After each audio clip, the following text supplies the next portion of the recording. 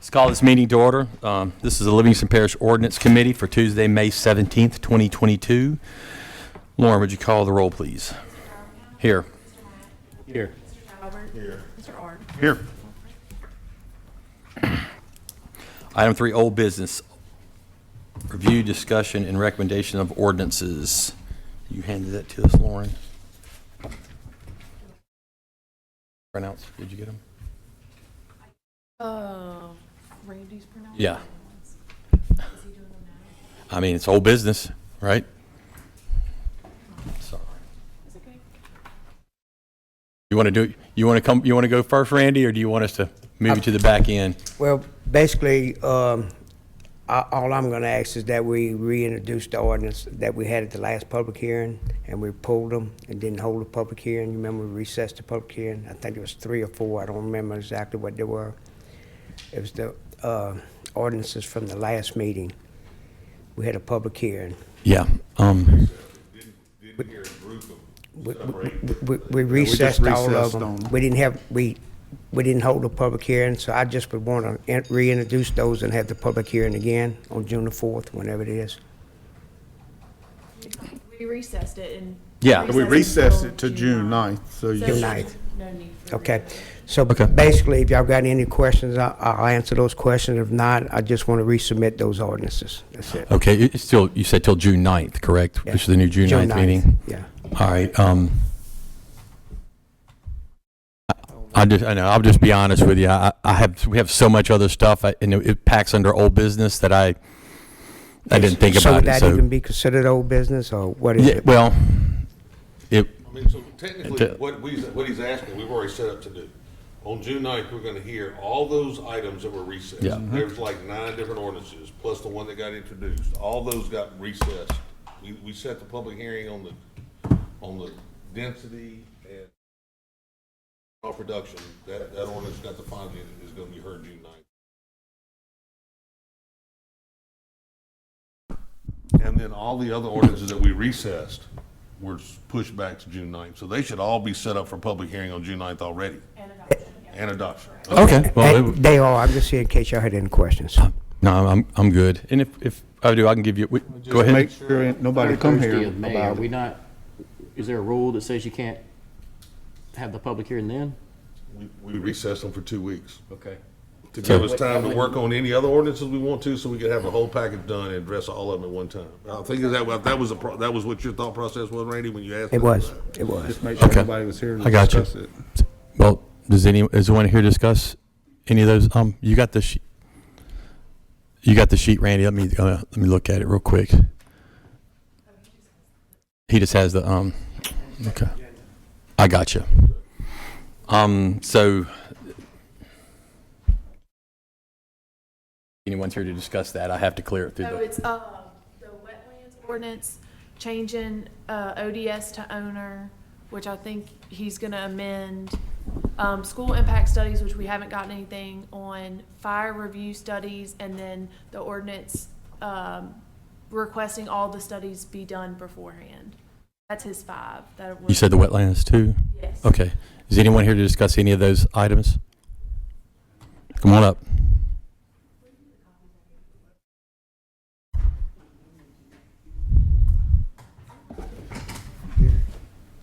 Question I have, as far as the Name and address, ma'am. Sorry. Scott Lobel, 18052 Louisiana Highway 444, Livingston.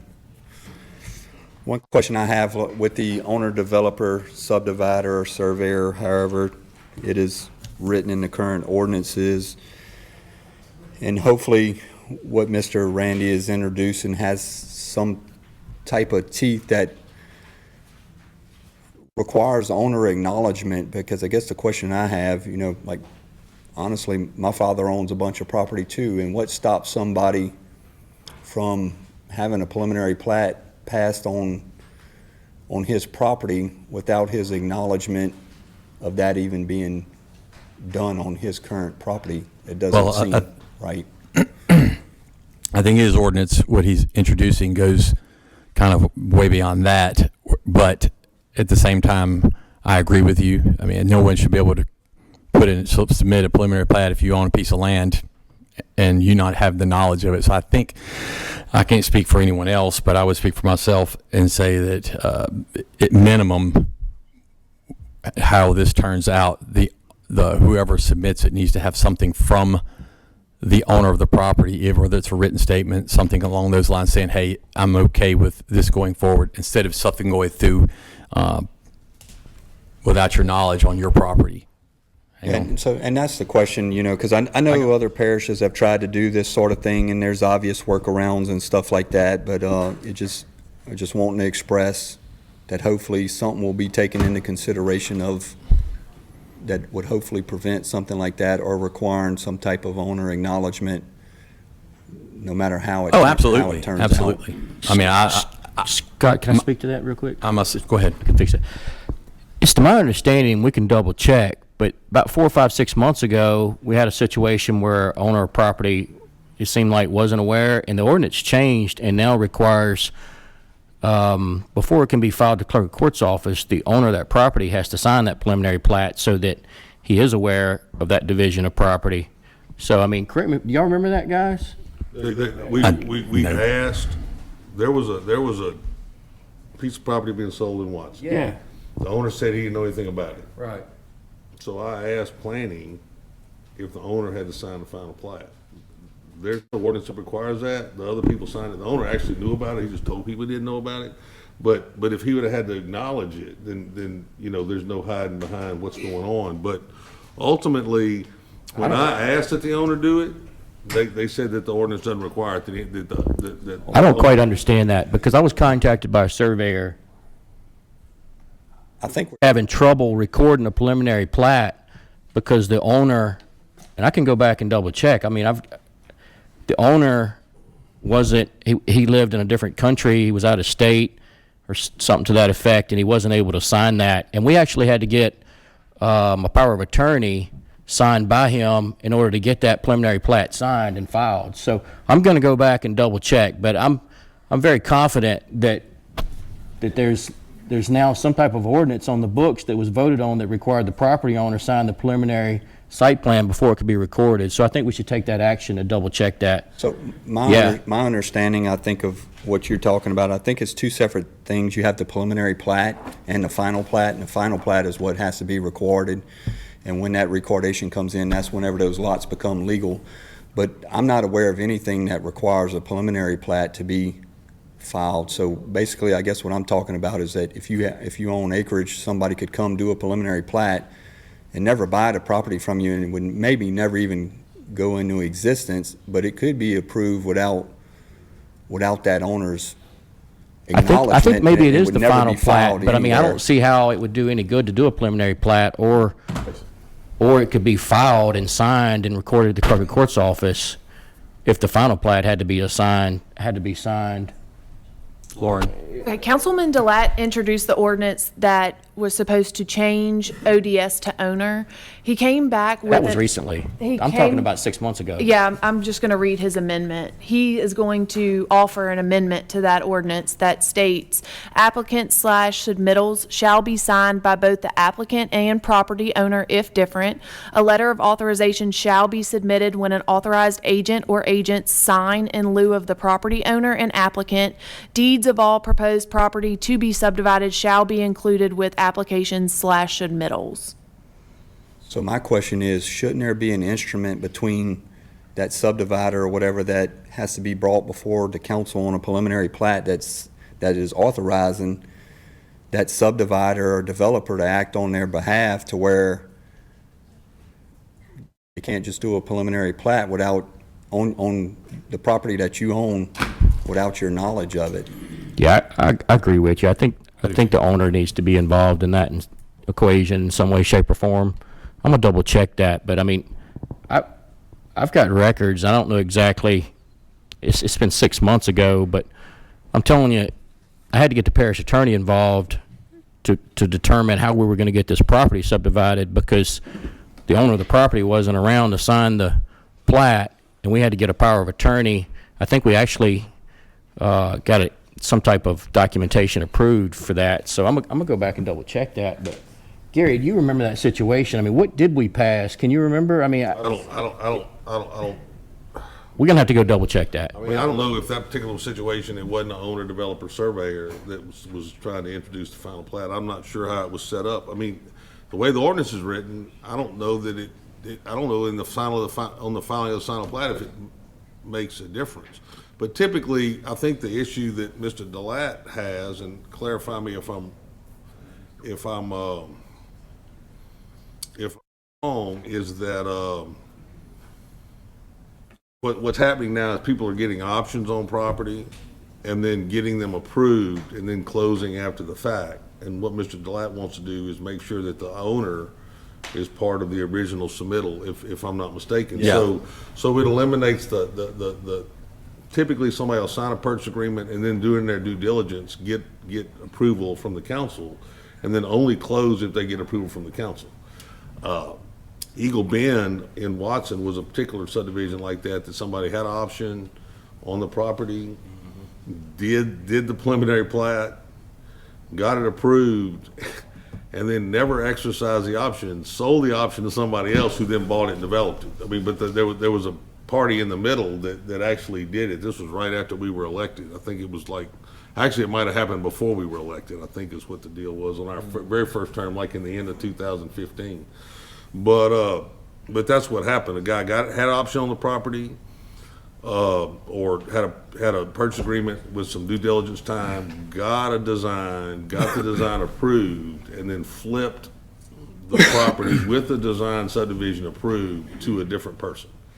And so the guy made some money on the deal, and all he basically did was bring a preliminary plat to the council and get it approved, and sold that preliminary plat. And I think that's what Mr. Delat wants to address. Yeah, and If looking I'm at the wrong, Randy, adjustment, I just assume that's what you're trying to do. I like that. So, Thank you. thank you. Anyone else?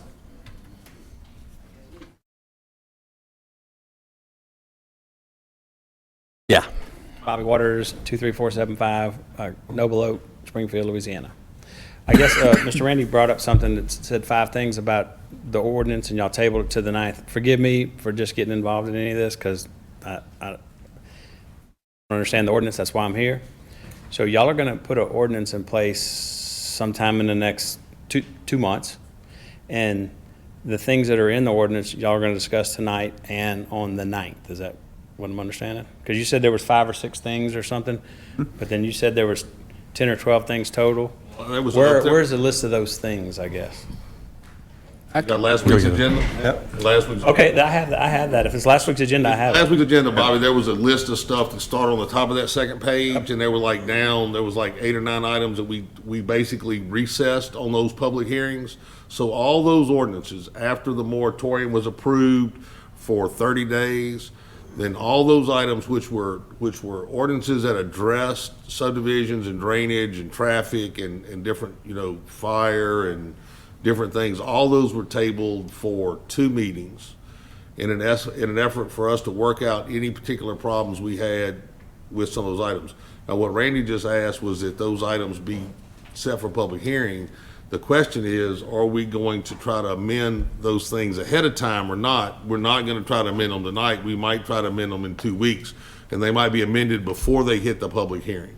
So tonight, I think we're going to Randy under old business wanted to be sure that they were going to be held in 4 weeks from now. And probably what'll happen is, I don't know if it'll be next Tuesday or the following Tuesday, some Tuesday night at the ordinance committee meeting, I suspect we're going to take each one of those items up, make sure that everybody's in agreement, or the ordinance committee's in agreement, and that particular one item, he's already written an amendment to how he wants it to write, so we'll make the changes on that.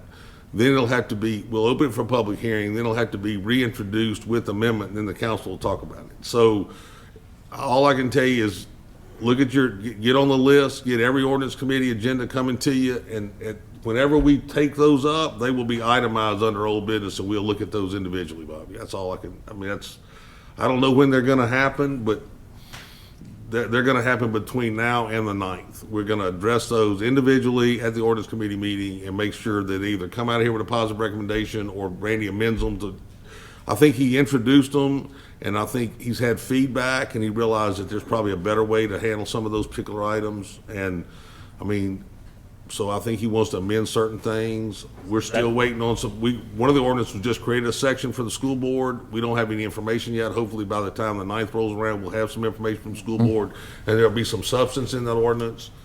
Then he just- One of the he just amended this one. one of the ordinances is like, you can't have a subdivision over 100 lots, dump on a parish road, the wetlands deal, which 100% wetlands mitigate or not mitigated can't be developed on. The communication tower, which just got caught up in it,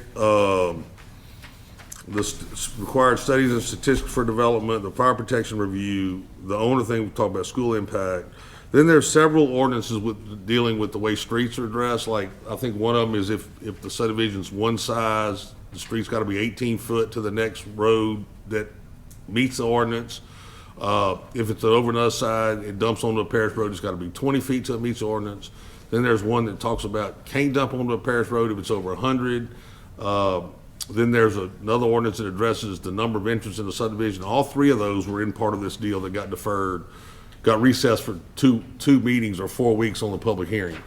Because nobody wanted to take them up. The moratorium just got in place, so there was no pressure on resolving these issues initially.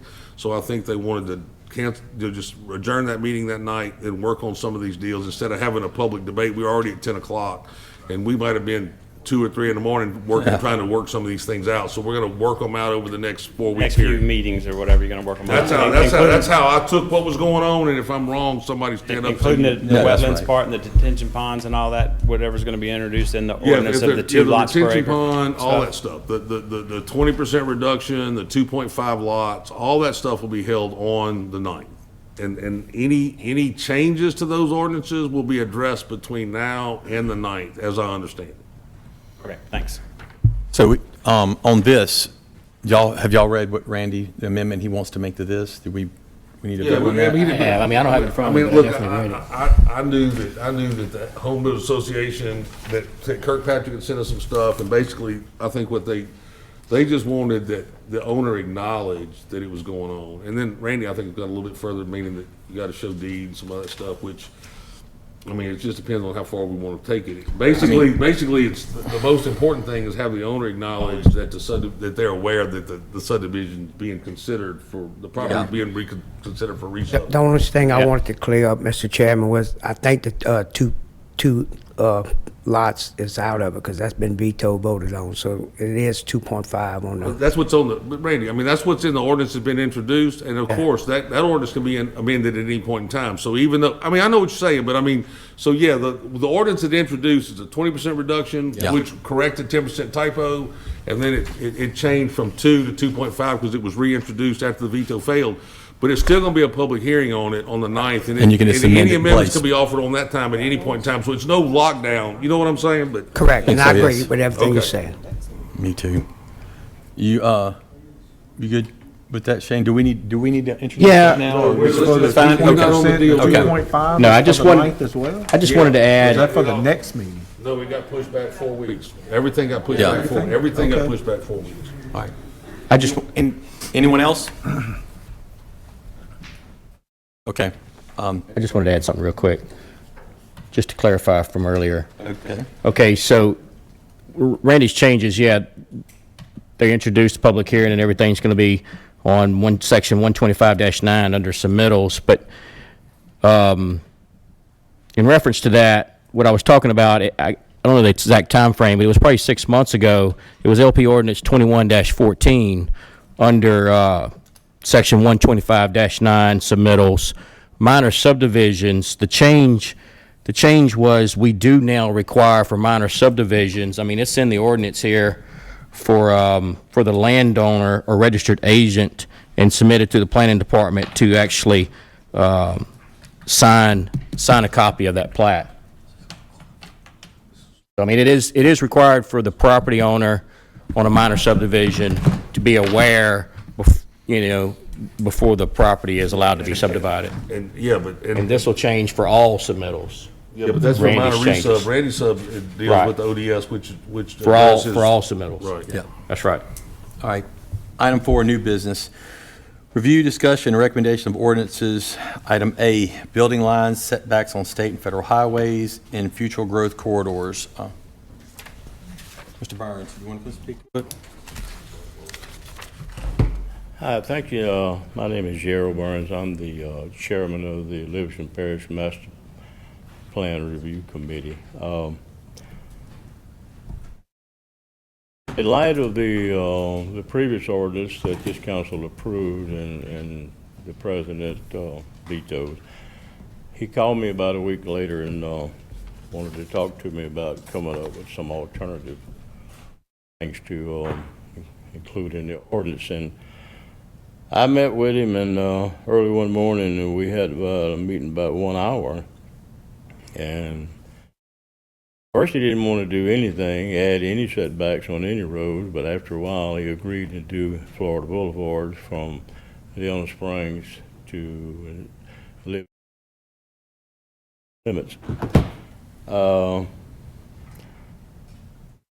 He did agree to do some side and rear setbacks of 20 feet and the front setback on the roads at 40 feet. Now, we did change the language of the ordinance. We changed it from state and federal highways to future highway growth corridors. Now, that includes parish roads. So down the road in a couple of years, if the council wants to add some parish roads, they can do it. Now, the only one that we put in the ordinance that he agreed to was item number 1. And like I said, you can add to that pretty as you want to. I tried to add other things like Highway 16 to Watson. That road is the only north-south road on the western side of the parish, and it's maxed out morning and evening when I go through there. So I thought that road should have been on there, and he didn't agree with that either. So perhaps y'all might want to add that on a later date. Oh. This is not a perfect ordinance, but it's a good start, and we can add to it and tweak it down the road. There's some things we did not add in here. We didn't add everything in the setback. We added a lot of things like underground tanks and so forth.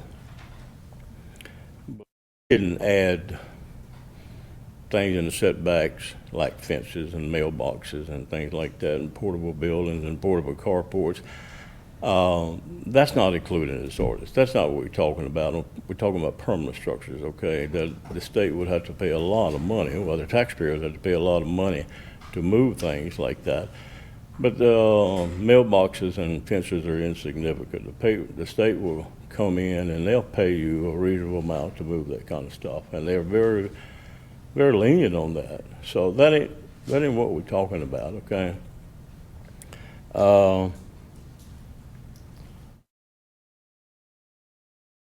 That's the best I could get out of him. Do y'all have any questions about that?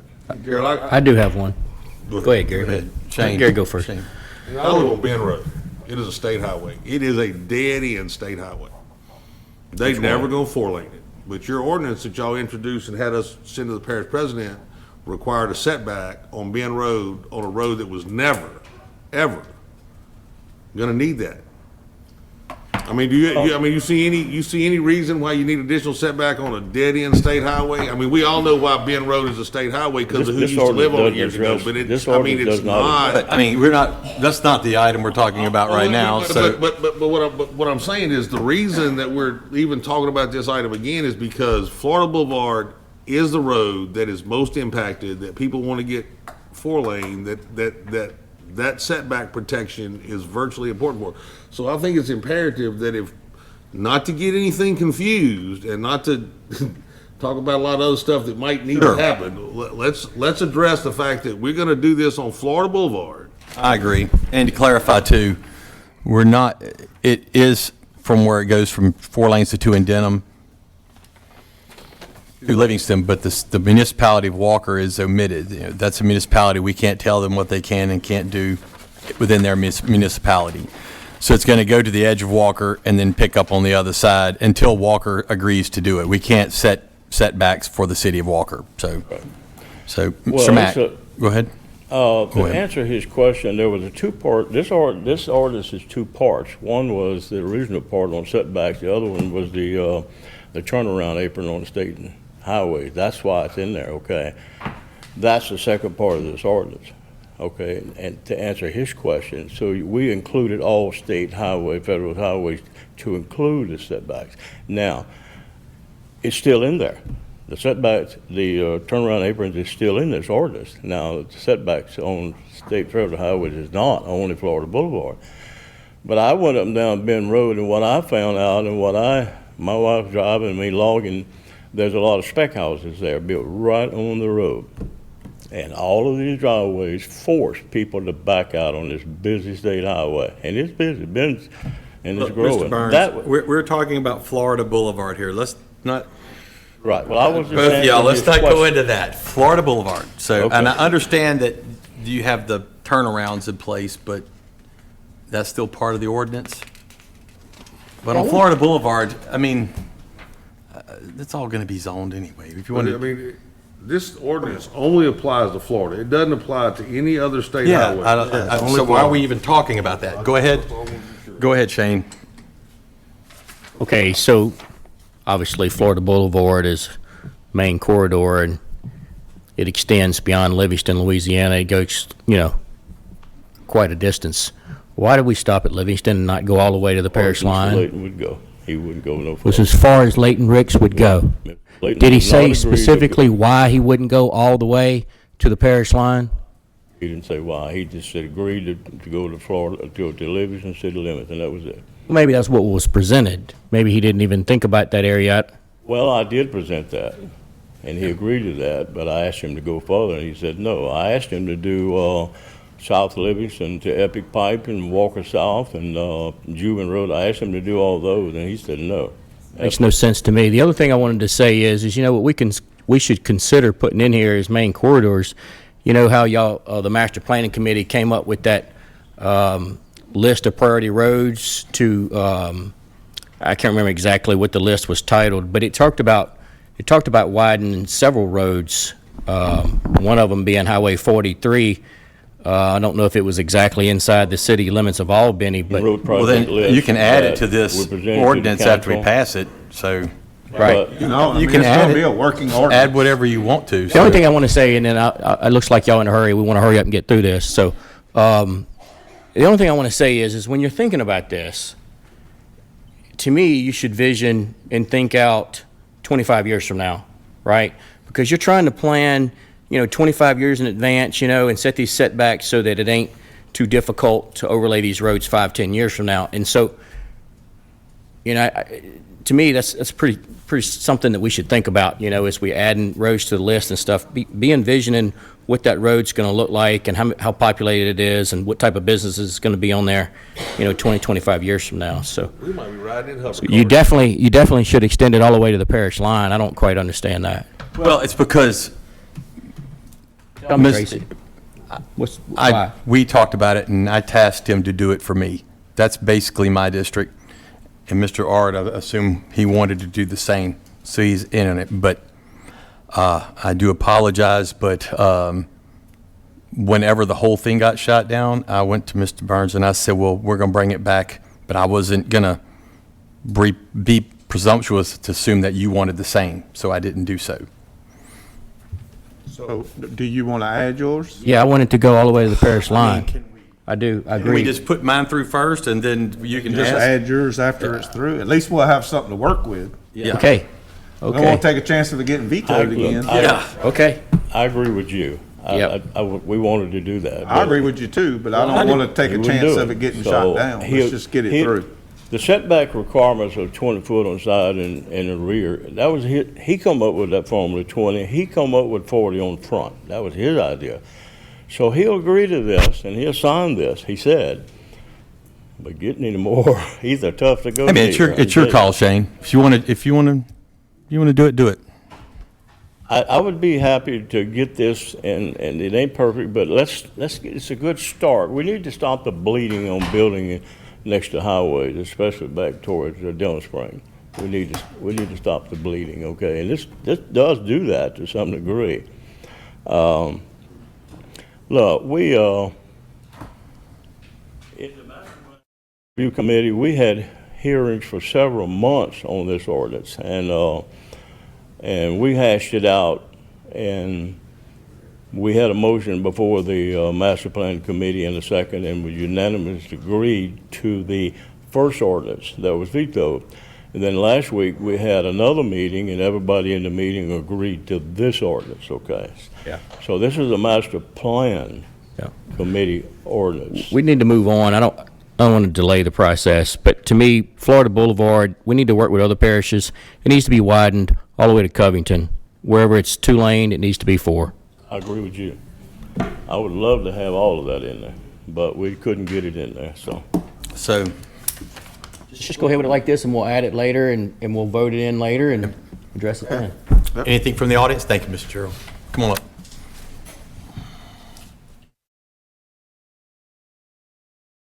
I'm Julie Dyson Norris, and I serve on the Master Plan Committee. I did not make the last meeting, and I don't think there was a quorum, but obviously I wasn't privileged to all of this information, and I appreciate the work that Mr. Burns has done in working with the parish president to try and find a solution to move forward with this. My concern is, and having sat through, you all's meetings recently in the, moratorium and then future developments and the knowledge of the number of homes that Deer Run has, I think it's 2,600 or something like that. And then, the 3,000 that Denham Springs was concerned about. The thing that I would ask you all to consider is that when those homes that have already been, development subdivides and whatever have already been approved, when those happen, you're putting that many more cars on a state highway, let's say 4-H Club Road or any other road wherever the next development that comes is going to be. So the whole point of this proposal on all state and federal highways is the distance from Ma'am, the exit sign. I understand. This is only Florida Boulevard. I understand, That's but been what killed. I'm trying to say is when you ask Representative Mack, did he want to add that? There are so many other roads and so many other councilmen. I agree, and they can add them separately, any road they want to at any time separately. We're just trying to get Florida Boulevard done. That's why I didn't want to assume to say that he wanted his section of Florida Boulevard. So I didn't put it in, but I'm okay with putting it in if you want to. It sounds like it'll get shut down. But that's just a we're portion gonna of do what that. needs to be looked at. Ms. Norris, this is we're the first parish to do this, period. So this is a test case. We don't know if this is gonna fly or not. We're gonna do it. So we're gonna do it on the road that has the most chance of the state utilizing our setback for expansion. So, I understand we can put it on all the roads. Look, there are roads that we'll be riding in hover cars before they need to expand 4 lanes. So my point is, let's apply it to a road that we know that they're looking at, that has the potential to be widened, and see how this is gonna shake out, because I guarantee you there are gonna be some people that challenge this in the court of law. So and the DOT says they'll help us with that. But let's don't overburden them with roads that might not even come into play. Let's look at one road, let's get the setback on, and then see if it's challenged, and if it passes legal muster, then we can expand it. But let's just don't do it haphazardly throughout the parish and then create a bunch of situations where you got 50 different landowners attacking you on 50 different roads, and then let's look at one road, let's defend one road, and let's see how it moves forward, and then we can go from there. Well, first of all, let me clarify. I was in the meeting with Secretary Sean Wilson, and he did not specify that, he did not make that request of us for Florida Boulevard. It was not, you all need to stop development on Florida Boulevard so that we can help you. He said, you all need to stop building so close to state and federal highways so that in the future, when you do need it, be it 5 years or 10 years from now, you don't have those 2 houses at the entrance to a subdivision 6 feet off of the state or federal road, that you have those 2 lots set back, and then then the money, then he can afford to help you with those other roads. With the development that we're moving forward, that's the issue that's coming. It's not just Florida Boulevard. Whether we can get the money for Florida Boulevard, we're hopeful to do that, but at this point, you know, there's nothing saying we're going to get that, because moving forward with any new developments, we don't allow them to come any closer than whatever the setback is. I also think that the consideration needs to be made from center line out, as opposed to just a distance from the right-of-way, and I need you all to consider that when you do pass this ordinance, because there are different right-of-ways in existence today. So if a property owner is already there with a right-of-way in front of their house that is, 40 feet or whatever, then you wouldn't need to have him set back any further.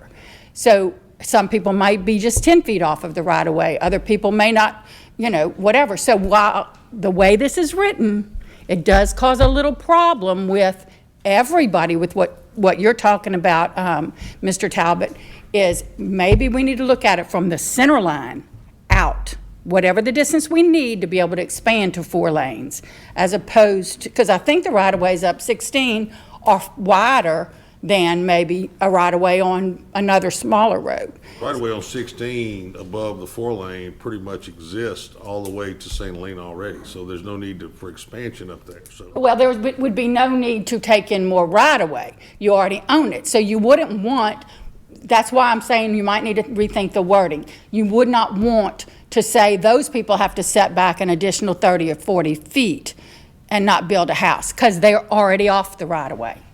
So those are a couple of things that I think you need to consider moving forward. And the only reason I'm bringing that up is because this did get vetoed. I would like you all to consider the consequences of not doing it on all the roads. And even if the parish president isn't willing to sign it, y'all need to make a decision. If you're going to continue to approve these homes, you might need to set back some opportunity to expand for the number of cars that will be coming with all the subdivisions that are approved. Thank you. Thank you. Appreciate it. Yes, you want to,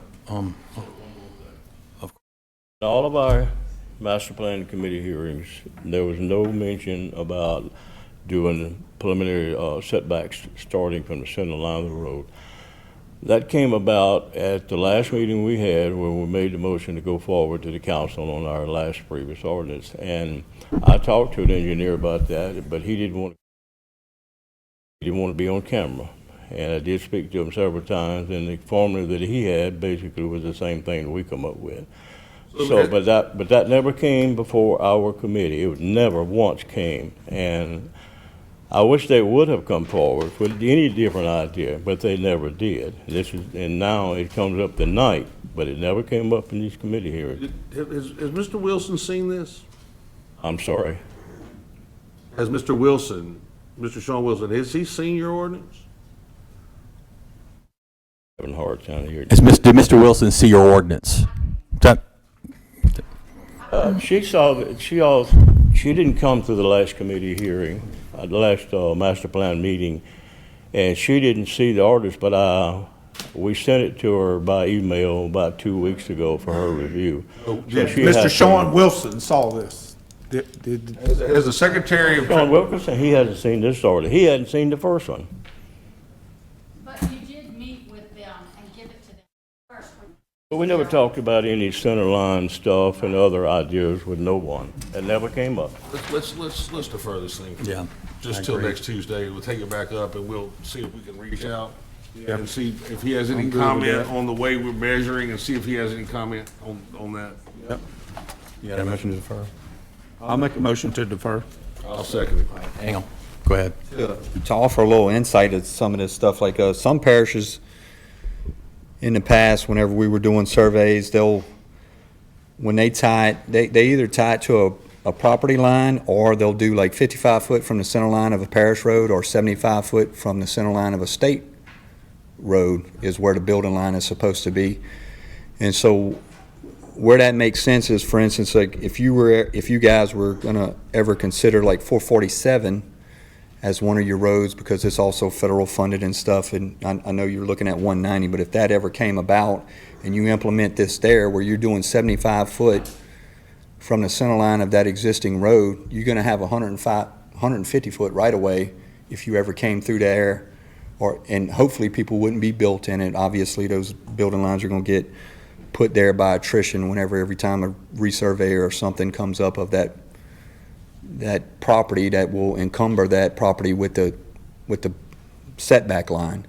So that in that case, that could set up 150 foot wide right away if the parish and the state collectively ever decided to do something. Then you could do a 4-lane highway with a boulevard in the middle. I mean, with a median space in the middle, something like what it was currently built at 42. So it probably would not be a bad idea to look at it in all three instances. You could look at it from an existing right-of-way or existing center line, and then decide which one would control that would, get you the area that you needed. Thank you. So we got a Motion in a second. defer, and at the same time, ask the council clerk to forward this to the Secretary of Transportation. Secretary, Have yeah, some Sean Wilson. comment on the way we generate our distances. Just some comment, one way or the other. All in favor, say aye. Aye. All opposed. All right. Item B, amend section 130-1, 1C, and 19, regulation telecommunication towers. I think Mr. Burns, in the ordinance, basically the setback just says residential, and he wants to say commercial and residential. So if there's a commercial building in the setback where the tower can fall. But go ahead, Mr. Burns. Thank you again. My name is Gerald Burns. I got on my planning commission hat this time, okay? So this idea come out of the planning commission as being a planning commissioner. Over the last 4 months, we've had 3 telecommunication towers come before the planning commission. 2 of them have been commercial. One was the Catholic school in French Settlement, and the height of the tower plus 30 feet, which is the fall radius, encompassed falling on the rectory of the Catholic Church. And in the ordinances, the Catholic Church, the churches are in the commercial ordinance section, okay, not residential. It's my understanding that we were told that the priest that lived in the rectory actually signed a waiver. I've never seen a waiver. I don't know what it encompasses, but the priest signed a waiver. Well, the priest might be gone in 2 years, and we got a new priest, so he's not aware of the waiver. So I don't know whether these things are recorded in the clerk of court or not, but that was a commercial thing. Then 2 months ago, we had another one that shows up, and that was another tower on Cane Market Road. It was involved in Robinson Welding Building, which is a metal building, and the fall radius of the tower is in the one side of the building where the secretaries work and the employees work and where customers go. And I objected to that in the planning commission. In fact, I voted no. I even made a motion to deny, and I didn't get a second because the planning commission showed me in the ordinance that there was commercial buildings and developments were exempt. I was kind of shocked. I said, how's that? I understand that Mr. Robinson, I think that's his name, signed a waiver. Now, Mr. Robinson can sign a waiver on himself, personal injury, and also on his building. But he cannot sign a waiver on his employees and his customers. I have been in that building 2 times in the last 2 years getting welding work done. Mr. Robinson cannot sign a waiver on me. So it's got a big problem that we need to include commercial developments in the ordinance. And of course, commercial, we listed everything in the commercial section, which is generally everything that's not residential. Churches, schools, buildings, daycare centers, you name it. Heaven forbid one of these towers would fall on a daycare center. I won't vote for that in the planning commission. I just won't do that. but the tower fell, and these towers fall all the time, all the way around the world. In fact, one of them fell during Hurricane Ida in South Louisiana. They do fall, but one falls and hurts somebody. I think the family's going to sue the Planning Commission and the Parish Council. And not tens of thousands of dollars, but tens of millions. And that bothers me, okay, because I'm sitting on the Planning Commission and I'm subject to being sued for something like this. So the other part was the waivers that are, if you get a waiver like the priest signed and like I think Mr. Robinson signed, we on the Planning Commission, we don't see that. I've never seen one. I don't know what's involved. So what we're asking for you to is to get the cell tower developers to bring the waiver signed by the adjacent property owners with the preliminary plat so the Planning Commissioners can see these waivers. And the last one on Duff Road, there was two property owners involved, adjacent property owners, that the height of the tower itself would have fell on their property, not including the 30 feet. So my question is that I understand when the tower company goes out to do a waiver on the residents, that he might sign it on himself, but he don't sign it on his visitors. And if so, he sells his property, then down the line, if it's not filed in the clerk of court and it doesn't show up on a title search, no one knows about it. It has to show up on the property as an encumbrance, like gas lines, drainage servitudes, whatever. That's what we're asking for, is to have it filed at the courthouse also. Saying, we want to see these waivers. I've never seen one. Parish attorney reviewed this ordinance? Not yet. I actually was brought to my attention last week about commercial development setbacks, and there is a section of our ordinance that they fall back on, and the parish review engineer wants to clarify that in our ordinance. We'll defer this for 2 weeks or a week. To the next ordinance committee Okay, meeting. I'll make a motion to defer this to the next ordinance committee meeting. Can I say one thing? When I objected to the tower on Robinson, the planning commissioners told me that if I wanted the order changed, that I had to go before the ordinance committee to get it changed. So I'm doing it for them, okay? They ain't seen it yet, but I'm doing it because they asked me to. I do think that if someone signs a waiver, then y'all should definitely see it. I mean, I don't think before you can allow that, you should see it. I mean, you should definitely, they should bring that in hand when they come before you. But I would like to see the attorney look at the ordinance, how he thinks, what he thinks about it. So, anyone else? Thank you, Mr. Gerald. All right, we got a motion to defer by Mr. Talbot, second by Mr. Ard. All in favor, say aye. Aye. Let's see, ordinance establishing the governing authority for zoning. All right, so in order to get the zoning in place beforehand, we have to do a little legislative work as far as the governing body. So if you read, I don't know if y'all have this, she's handing it now, I guess now. So essentially we're going to we have to set up a governing body, which in my mind we should use the Planning Commission, and they would become Planning and Zoning.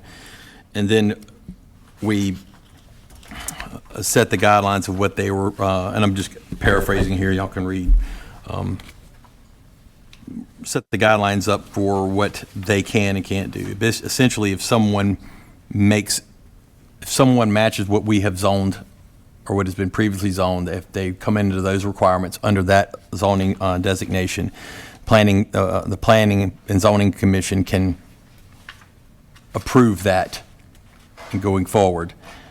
If they need any variance or any rezoning, then that comes to the parish council for consideration. And of course, if they always appeal to the council after the if they go to planning and planning denies them. So they can always appeal to the council as a last resort.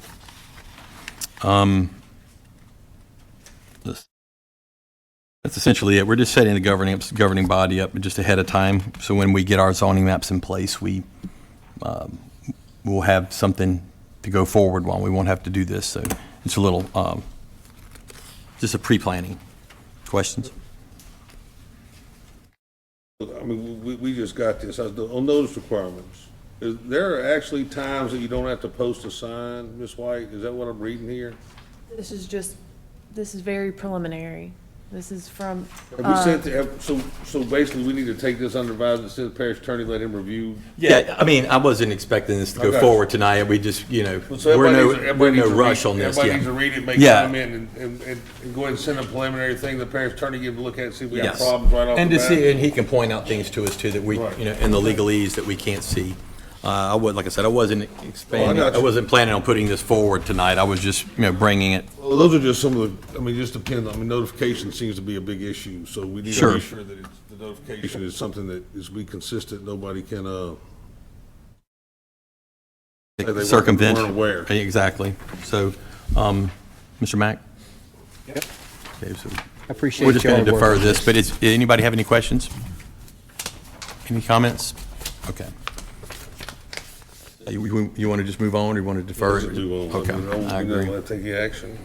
Item D, discussion, of section 42- licenses and business regulations, Article 3 of the ambulance. And just in reading this, and I just saw this email, I guess, this morning. Go ahead, sir. Hey, good afternoon, ladies and gentlemen of the committee. I am Justin Cox. I'm the operations manager for Acadian Ambulance Service. Dwayne Mesh, who would normally be here, cannot be here because of a situation with his mother. So I'm come to talk to you about the ambulance regulation in Livingston Parish. The ask is to is going to end up just changing the contract, but I was kind of surprised that we was invited here for the ordinance. So if y'all may, I just want to explain to you what is actually needed. Little background is that the state law says on how you're supposed to run your ambulance and how the equipment and training levels that you're supposed to have. The parish has, and as you know, you can always tighten state law, but you can't kind of relieve it or make it softer. But back in the day when this contract was originally drafted, it had in there with the medicine of the time, so to speak. And since then, time has evolved. We have Our Lady of the Lake Livingston campus, the Walker Station, the Walker Hospital, and capabilities across the whole medical spectrum has changed just in the last few years, let alone since this exception of the hospital being there and so forth. So what we've changed is that medical science has improved, and we know more about it, what the capabilities of what ambulances are there and what's needed and what the patient actually needs. So what we're asking is and it started with the pandemic, we realized, just like the rest of the emergency services agencies, that we had to make things happen by splitting up crews and making different training levels, doing certain things. Now, the state law already sets you minimum standards that you have to be an EMT, emergency medical technician, to be in a back with a patient anytime there's any kind of medical treatment going on. There are, the state also says you can be an emergency medical responder, which is another certification level, but it's lower than that of an EMT, that can be in the front that's driving the patient and the medic in the back with that patient to the hospital. So that being said, the parish contract says that any type of emergency, you have to respond with an advanced life support, meaning it has to be a paramedic in the front and at least EMT the paramedic in the back with the patient, and at least a EMT in the driver's compartment of the ambulance. So two things that we need to see about exploring changing is that number one being is that we do basically what the rest of the country has explored and a lot of places already exploring. It's called a tiered response system. Now, we have been doing that, not by definition tiered response in Livingston parishes and the surrounding 6 parishes since the pandemic hit, but we've actually been doing that in where the call is taken in to the 911 center, transferred to Acadian, and there's a nationally approved protocol that sets up the standards of how you ask a question to the patient. And it goes down, and the system assigns the appropriate type of classification, be it a advanced life support emergency, a non-threatening, and an immediate transport. And it tells you advanced life support, basic life support, or both. So after that's done, when that's done, the appropriate ambulance is dispatched to the call. Whereas beforehand, everything that had an emergency, automatically a paramedic unit was dispatched to a call. And what we've seen and what other places have seen is that through the system that has been practiced for years here, is that number one, we know this, is 81% of the emergencies that we run as a whole in the capital region, 81% of them are basic life support units. So in other words, EMT level care could have been provided as opposed to paramedic level care. And so only less than 20% require true paramedic intervention. The change will allow us to keep on what the president had signed in a emergency declaration the emergency declaration stating that we use a tiered response. So in other words, all the liability comes upon Acadian Ambulance and through the medical dispatch protocol. And when we receive a call, say since we're talking about Livingston Parish, in Livingston Parish, we're going to do a couple different things. We're going to first, when this call pops up, we're going to send the closest ambulance, no matter what it is, to the emergency. Then as we process through the call and kind of tell what the call is, a simple stomach ache, and literally stomach aches, foot pains for 2 weeks, those type of things like that, to that lower level acuity, that can be handled every day by a emergency medical technician, a basic life support unit. Where if it's someone that is having a heart attack, shortness of breath, had a fall, a wreck, so on and so forth, without somebody's ejected, you want to have in a paramedic level ambulance responding to that call. It could be another situation that everybody, the cavalry is sent to the call, advanced life support and basic life support. And that's where you come about talking about the tiered responses, is that, say for an example, it just happens to have a basic life support truck on the scene or near a scene. They're going to get there first, just by happenstance. And there's 5 minutes away for a paramedic truck to get there, to be able to get there. And that basic life support can do a couple of things. It can say, hey, I've assessed this patient medically, and through that assessment, he needs to be treated by a paramedic level. They will see where that paramedic unit is at. If it's within a few minutes, they're going to wait on scene, or they can put the patient up together and start going to the closest hospital and do what you call an intercept, where the paramedic will get his paramedic gear and place on that ambulance, and they'll continue transport to the hospital. Or the BLS unit, like I said, itself can actually pick the patient up and go to the hospital if it's one of those low acuity calls. Now, we have been doing this in Livingston Parish, like I said, since President Ricks has signed the emergency declaration, and it allowed us to use the modality. And after I looked at your ordinance further, the ordinance that you have in place does not need any change, because it's actually mimicking the state statutes as they, have changed over the years themselves.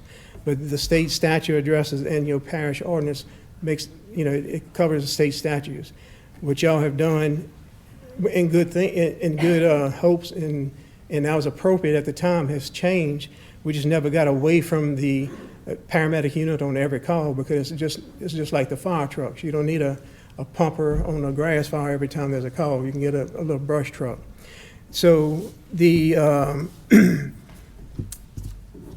the contract that Parish has with the Acadian Ambulance Service, there's a few sections in there where it basically defines the driver. As an example, is just a person who drives the ambulance. It would say the person has to be a minimum of an emergency medical responder, which is a state certified level provider. Right now, you don't have any certification requirements on there because somewhere else in the proclamation, I mean, not the proclamation, but the contract, it says it has to have an EMT or a paramedic. Another part in there, any kind of section or subsection that basically determines advanced life support versus basic life support, we're asking to amend it to use the nationally recognized tiered response system in which we can assign the calls based upon the call information that comes in from the caller. And there's a part in there where it says, as an example of the contract did not update with the state law and the state EMS Certification Bureau, where it says it has to both be a national registered certified emergency medical responder and a state certified. The state has since changed and says you have to be state certified first responder, not a national registered.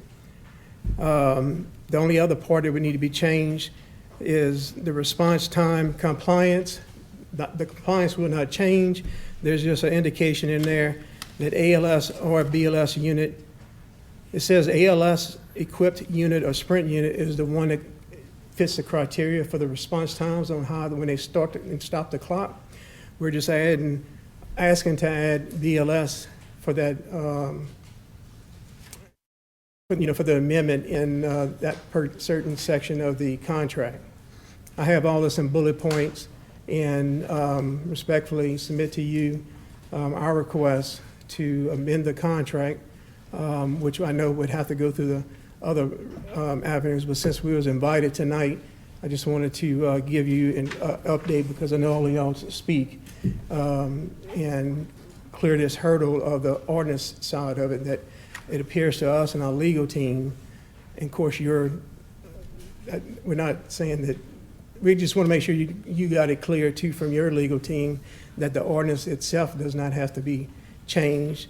So I guess that's what I'm asking for tonight, and plus to refer this for review of the ambulance committee or full council for the amendment to the actual contract.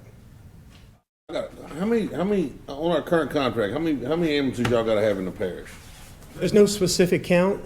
The actual determination factor is supply the parish with the amount of units needed to respond to the calls within the response time criteria set up in the contract.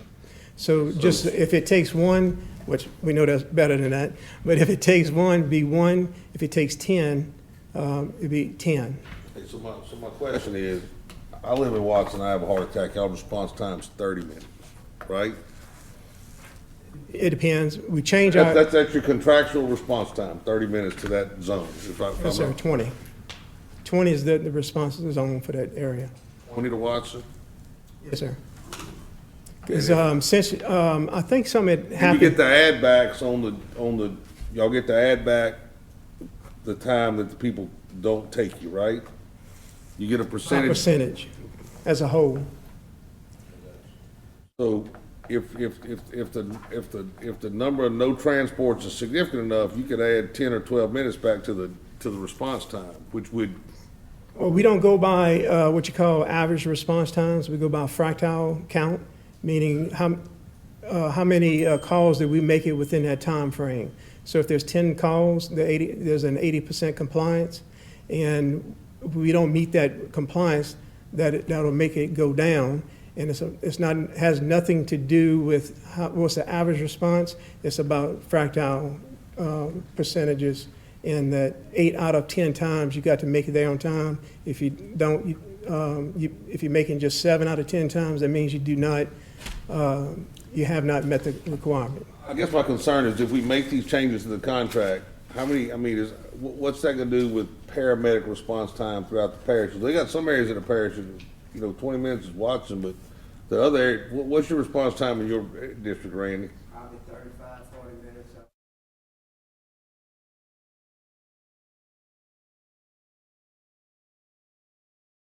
But I mean, the last time I looked at the response times, basically, they missed it. They missed the percentage till you get the add backs, and they will only met the contract after you add back the time for the people that chose not to take the transport.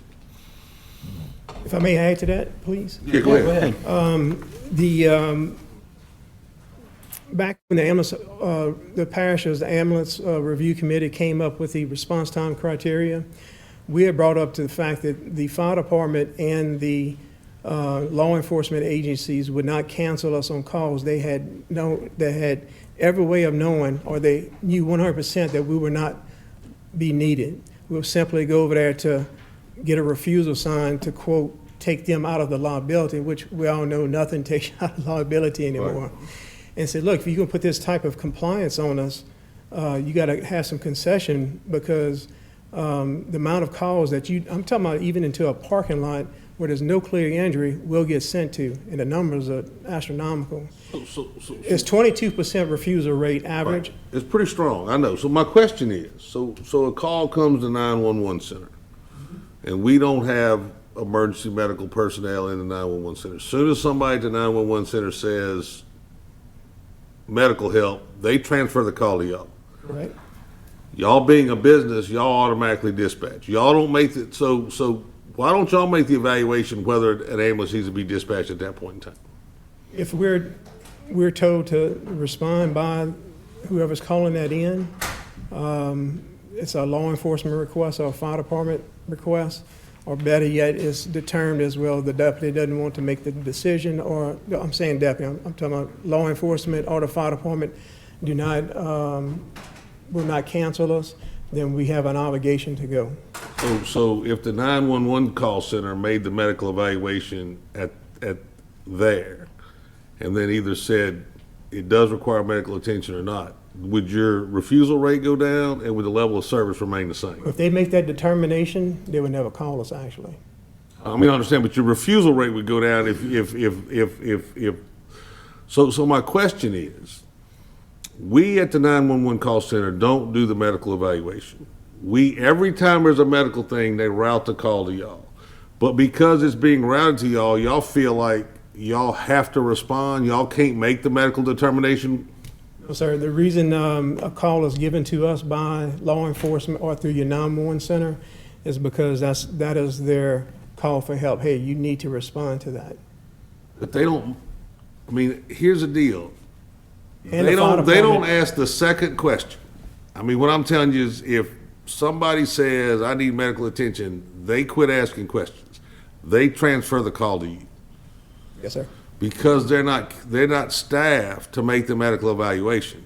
So see, where we've got a conundrum here in the fact that we refer to y'all as experts to make the evaluation, yet y'all say because we sent it to y'all, it's a call for help, and so y'all have to respond. So nobody's making a medical evaluation over the telephone. We just responding to every call that comes in. Versus if you had a true 911 call center that dispatched the EMS situation, those medical emergencies would be evaluated by a person on the phone, which hopefully would be y'all, except y'all say that because we refer the call to you, it's a call for help. So it sounds like the contract needs to be structured in a better manner, that we don't make the evaluation on medical at our 911 call center. Every time there's a medical emergency, we just send it to y'all. It sounds like the contract ought to allow y'all to make the evaluation and then determine whether you need to respond. I mean, you understand what I'm saying? I mean, because if we made the evaluation and somebody said, I stubbed my toe and I need an ambulance, we wouldn't send an ambulance. We might send the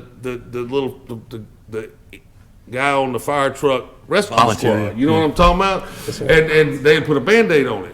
But as it is, we send in you with a paramedic in the back and an EMT in the front to go put a Band-Aid on somebody's toe. My question is, why can't we change the structure of the contract so that you don't take it as a call for help from the 911 center? You actually become the evaluator of the medical incident at that point in time to determine whether you need to dispatch an ambulance or not. We would welcome that. I got a smile on my face if that would ever happen. There's a lot of, you would have to, all the things that you described would have to take place in the parish council, as y'all deciding people, with all the law enforcement chiefs of the police and sheriff and fire chiefs and fire boards.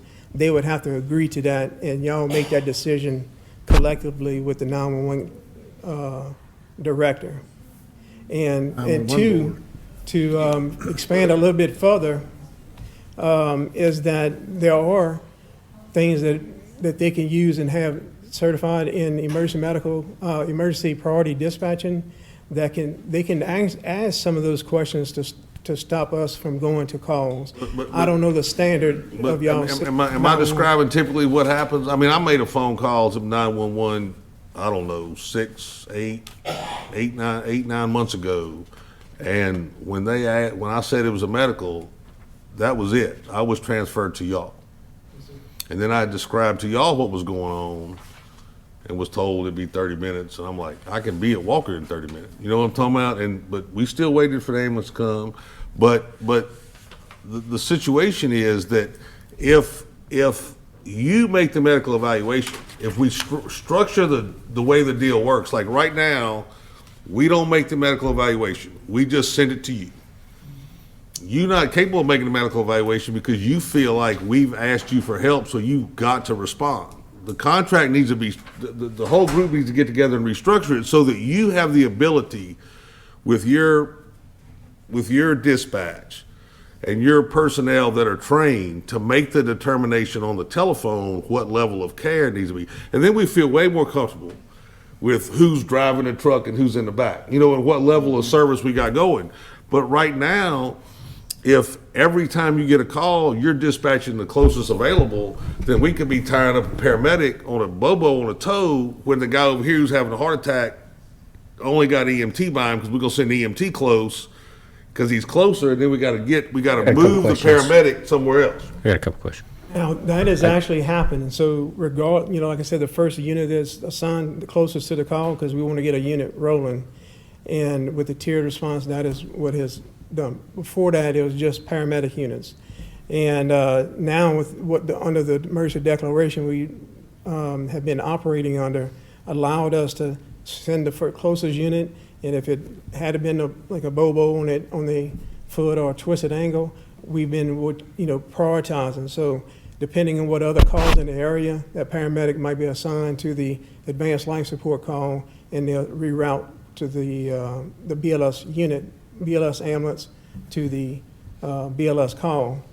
And it's actually worked out very fine, and Livingston Parish has been a kind of a great place to really, because of all the different type of calls, and it's been a perfect place to trial and error, for lack of better words, or it might be the appropriate words, to do that on. To answer your question about the north part of the parish, Dwayne Mesh had brought that that to my attention, and we have more. Magnolia Beach Road at 16 is what you call level 3 staffing. So your first unit is in Walker. It's like this. Let's just say calls come in. We're going to always have that one unit right in the middle. Then we have a second unit come available. Then it moves down to Denham, and one is added in Livingston. And the third unit that's available, it goes to Magnolia Beach. And we've seen an increase of, not increase, but a decrease in long responses. So, I got a question. all right. Whenever you finish. And we, by the way, I've we been have trying to ask it for a while. We have a 24-hour rural responder sprint truck. Their job is to go to any kind of call. Even if there's a BLS truck going to an emergency, that 24-hour responder, who is a paramedic only. At the Suburban? Yes, sir. Okay. And they go to the different calls and they assess the patient themselves. And if the patient, say, does need a paramedic, they just leave the truck at the scene or put the other guy in the front, and somebody drives the truck to the hospital, the sprint truck, and the paramedics in the back. So it's pretty impressive if you're in this kind of work to see it work out. So I guess this change that y'all are implied right now will come about because of the state of emergency declared, I guess, by the president, and then by that we're in, or assuming we're in right now. So is it brought about because of a staffing shortage or It was both. contact, to try to minimize contact to patients? I mean, It was both. The EMS industry, the fire department industry, and law enforcement, after the COVID and during the COVID, you can see it on the newspapers how much staffing shortages there are throughout the whole industry, throughout the whole state and the country. so I mean, I get you feel like you're still in that state right now, even though apparently I don't think COVID is as bad as it was. So I mean, are y'all business wise? We're still holding on to this model. Is it out of necessity or is it out of just The staffing, trying to get the staffing, it takes quite a while to get from point A to point B. Over a year for, from having no kind of credentials to getting someone trained and as a paramedic to the paramedic level. Yeah. It takes a little bit over a year in the best case scenario. Katie Nelms has spent $4.5 million this year just on the training programs. We've graduated where there's 42 going through orientation in Lafayette today. So we've been pretty successful on getting that staff in, but it's going to take a while to get them to the paramedic level. Yeah. And we I've been through the actually EMT training. Sir? So I've been through the EMT training, so it's been 2 decades or more. But Hey, we're I hiring. remember. Yeah, what's that? We hiring. No, I might I need just got a quick question. Couple quick questions. So one of the things I'm really concerned about is the response time. So I guess the question is the state statute, this ordinance. You talked about the emergency declaration that was signed and how it allowed you to be able to use a first responder to drive the ambulance and EMT to be in the back with the patient on certain calls. I guess you would consider them non-life-threatening calls. And then you have the actual life-threatening calls. Is there a way to structure this so that we can improve the response time for the life-threatening calls? I mean, how can you be measured for the same whether it's life-threatening or non-life-threatening? To me, it's all about life-threatening, and responding immediately, versus like some of these other calls. They may need help, but I mean, it's not quite as critical how quickly you get to them. So, I mean, has that been considered or talked about or thought about into the equation? I mean, Not on our side, yes. I don't know of anything on the parish's side, but there's just as your subsections, there are subsections of emergencies. Going down, if you got a life-threatening emergency, and it goes down to stabbing, shooting, shortness of breath. They might have a non-life-threatening.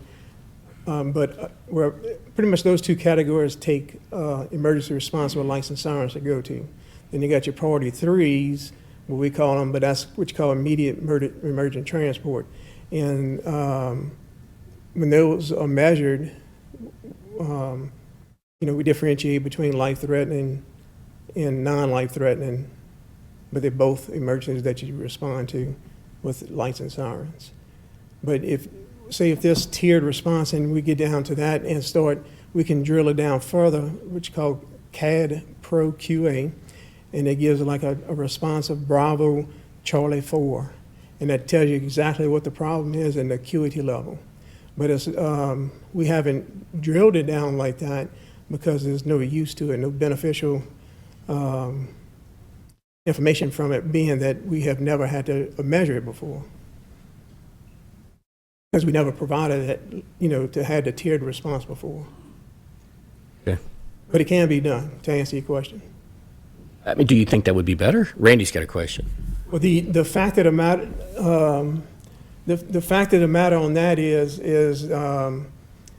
through this tiered response system, you will see a big change in responses for Livingston Parish to go out the real deal tiered response system.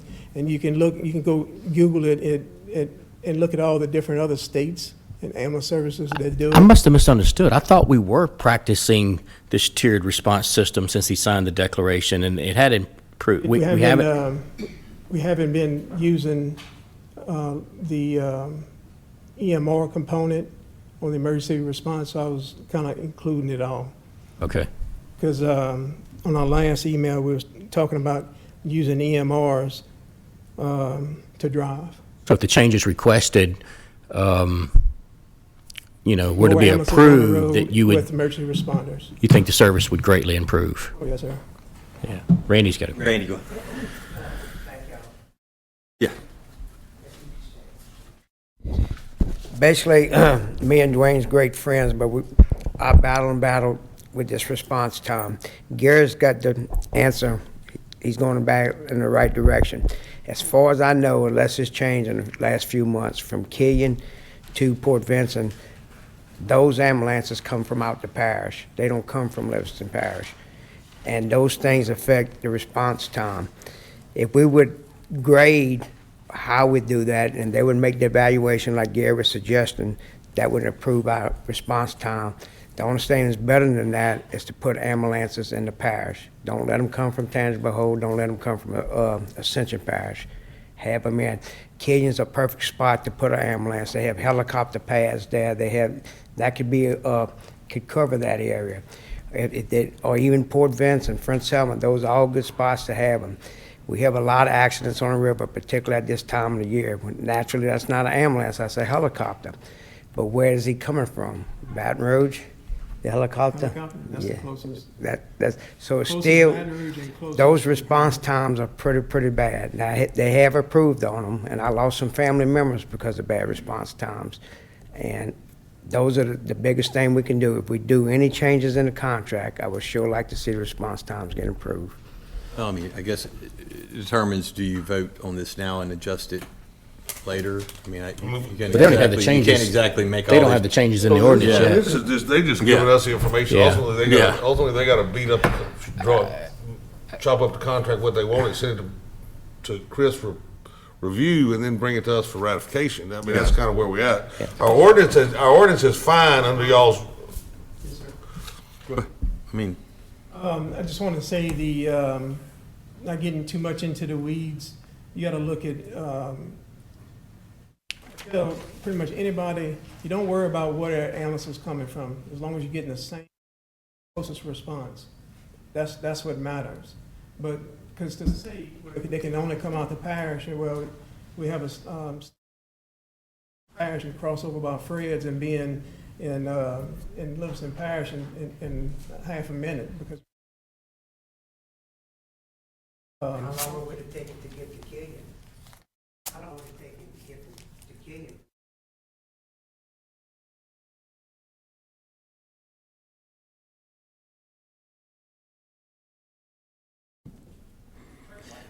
well, You just grab it you like, should be able to, I look, when we spec this out, it's 30.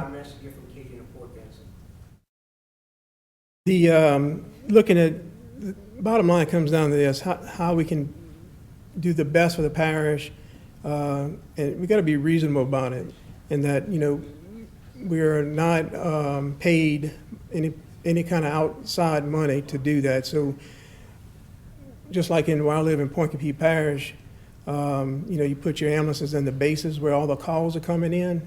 It's not necessarily a geographical land we're looking at, but we're looking at what you call a heat map, and it shows you where the calls are coming in.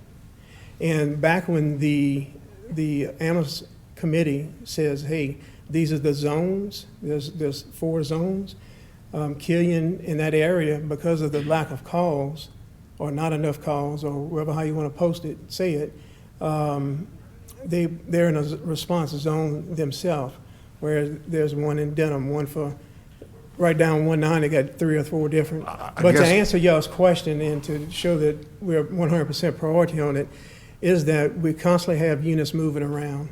And we've actually included where we had made a transit route where we normally would go between Baton Rouge and Livingston, we go from Ascension to Livingston and vice versa.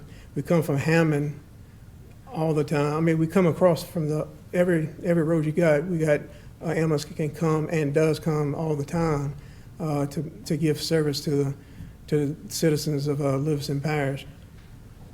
Other than that, you'll be stuck, okay, if you say we just have 5 ambulances, if nobody else but those 5 can come here, what you gonna do when number 6 comes in, or the 6th emergency, or it can be the 3rd emergency, but you know, got a lot of patients go out of town to Baton Rouge. So I got a question. So I guess it's not a question. You know, y'all talked about y'all's legal staff looked at our ordinance, so we're good, but there's some things changing that need to be the contract. Why don't y'all evaluate what y'all need to change so that y'all can do the evaluation on medical and quit calling it a call for help from the people? Because ultimately what you're getting, most of your calls don't come from a police officer in the field. Most of your calls come from a dispatcher. The calls go to the 911 center and they immediately transfer them to y'all. That's not a call for help. Y'all need to make that evaluation and then dispatch accordingly, because ultimately if we eliminate the 22% and get that number down small, then we're going to find out what kind of actual service we get within the parish. And don't take it personal. I mean, because if you at 81% and you adding back 22, then ultimately you're only getting there 61%, you know, like 59% of the time. I mean, you follow what I'm talking about, instead of 80% of the time. So the ultimate thing is to eliminate the 22% of rejections by making the evaluation initially, so that we see what kind of level of service we really get. That way I know if we hit 81% and we not adding numbers back, then we getting damn good service. But if we getting 59% and adding 22 back, then we not really getting very good service, and it's our fault. So let's look at what you have to do to make a medical evaluation when it comes to the 911 center. Now, if the fire department calls you, or the police officer in Port Vincent, or the police officer in French Settlement, I'm not asking you to make an evaluation. That's a call for help. But when a call is transferred to you straight from the 911 center, you ought to be able to make that medical evaluation and determine the type of dispatch that you need, and not consider it a call for help. I mean, that's initially what I would like to see happen on this thing. Two things. The first one, as far as the data, in your council packet that we give y'all every quarter, the first page is the graphs of the what you call final compliance. That is the compliance with everything that's in there, taking and adding. The second page, if you look on, is a tab over, is that it will show you the actual numbers. It'll show you from how many calls we responded to, how many we were canceled off of, and then that final, what you call raw data, as it turns out for this particular situation. Then you would add in the refusal percentages and give you a final. And if you ever want to look at that, it's there available, because we wanted to make sure we was transparent about it. Well, yeah, well, and look, I mean, I've looked at it, because we've got it, I think we've got it 6 times since I've been, or 6 or 7 times I've been on council. I mean, I'm aware. I mean, and so to me, sitting here talking to you tonight, the lower we can get that refusal number, however the evaluation is done, and you saying that a transfer from the 911 is a call for help, that's really not an accurate statement. From. Yeah, a transfer from the 911 center of a call is not really a call for help. It's just the fact that we don't make those evaluations, y'all make them. And you need to quit consider it as a call for help, and you need to make the evaluation. If an officer in the field calls you, that's a call for help. But when a transfer of an emergency service, a transfer of a medical call from the 911 center, you should be able to, contractually, however we need to do it, you should be able to make that evaluation to determine, and that will tremendously decrease the number of refusals, which would ultimately give us a truer number of the response time. And if you cut your refusals by 50%, think about all the ambulance, the man hours and ambulance time you free up to provide people that really need the service. That just seems like a no-brainer. The second thing is that I don't know when y'all came up with those zones, but this parish has grown tremendously in the last, and that probably needs to be evaluated again. Those zones, y'all need to bring that hot map or whatever it is, and y'all need to look at those zones and response times again and see what's different, because this parish has changed. I mean, look, Watson's grown, but now we're seeing growth you know, in Mr. McMorris's district, you know, we got potential growth in Randy's district, depending on how things shake out. But what I'm telling you is you've got, you know, and look, I mean, that's what the ironic thing is, that we sat here the other night and had people from the community talk about ambulance response time. And I had to bite my tongue and say, it got nothing to do with roads and traffic. It has to do with the number of ambulances and the time, you know, and the distance. And so, you know, they're saying that somebody late on the road for 30 minutes. It ain't got nothing to do with the traffic to get to there. It has solely to do with the availability of ambulances and the response time that's laid forth on the contract that allows y'all, if y'all make it within 30 minutes, hell, y'all did a great job for certain areas because y'all made it well within the contractual time. So maybe what we need to do is, how can we eliminate the no calls, the refusals, and how can we reevaluate based on population switches and other things where we need to, how we need to change these zones, and do the zones need more evaluation? That's all. Those two things sound like they would make tremendous strides in the way the service is provided within the parish. If I crystallize something right quick. Go ahead. Any kind of move like that would have to be done by the parish. So we will provide anything, any suggestion, whatever y'all ask.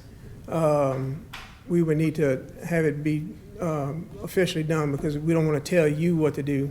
Now, when you bring us to the table, we'll give you our suggestions. Like your point about the response zones. To Killian, like the gentleman is saying, that's possible to meet within 20 minutes. Right. I mean, that is when it was done, but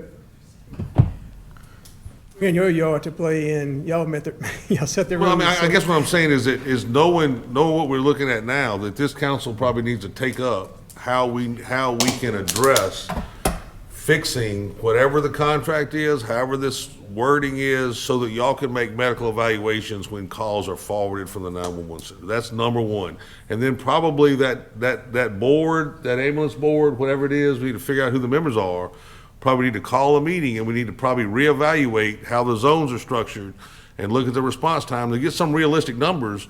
If you can't make Keene in 20 minutes, let's talk about when you can make Keene. And so people know, here's the deal. I told my wife, if my ass has a heart attack, start driving to the hospital. Maybe the ambulance will figure out where we at. We'll meet somewhere. But don't leave me sitting at the house waiting on them to get there.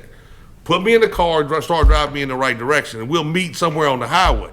But difficult for her to get you in the car. Well, I mean, it is what it is. But I'm just saying, I mean, don't need to sit and wait. You know what I'm talking about? Especially if you 30 or 40 minutes, you look at when you're supposed to provide service.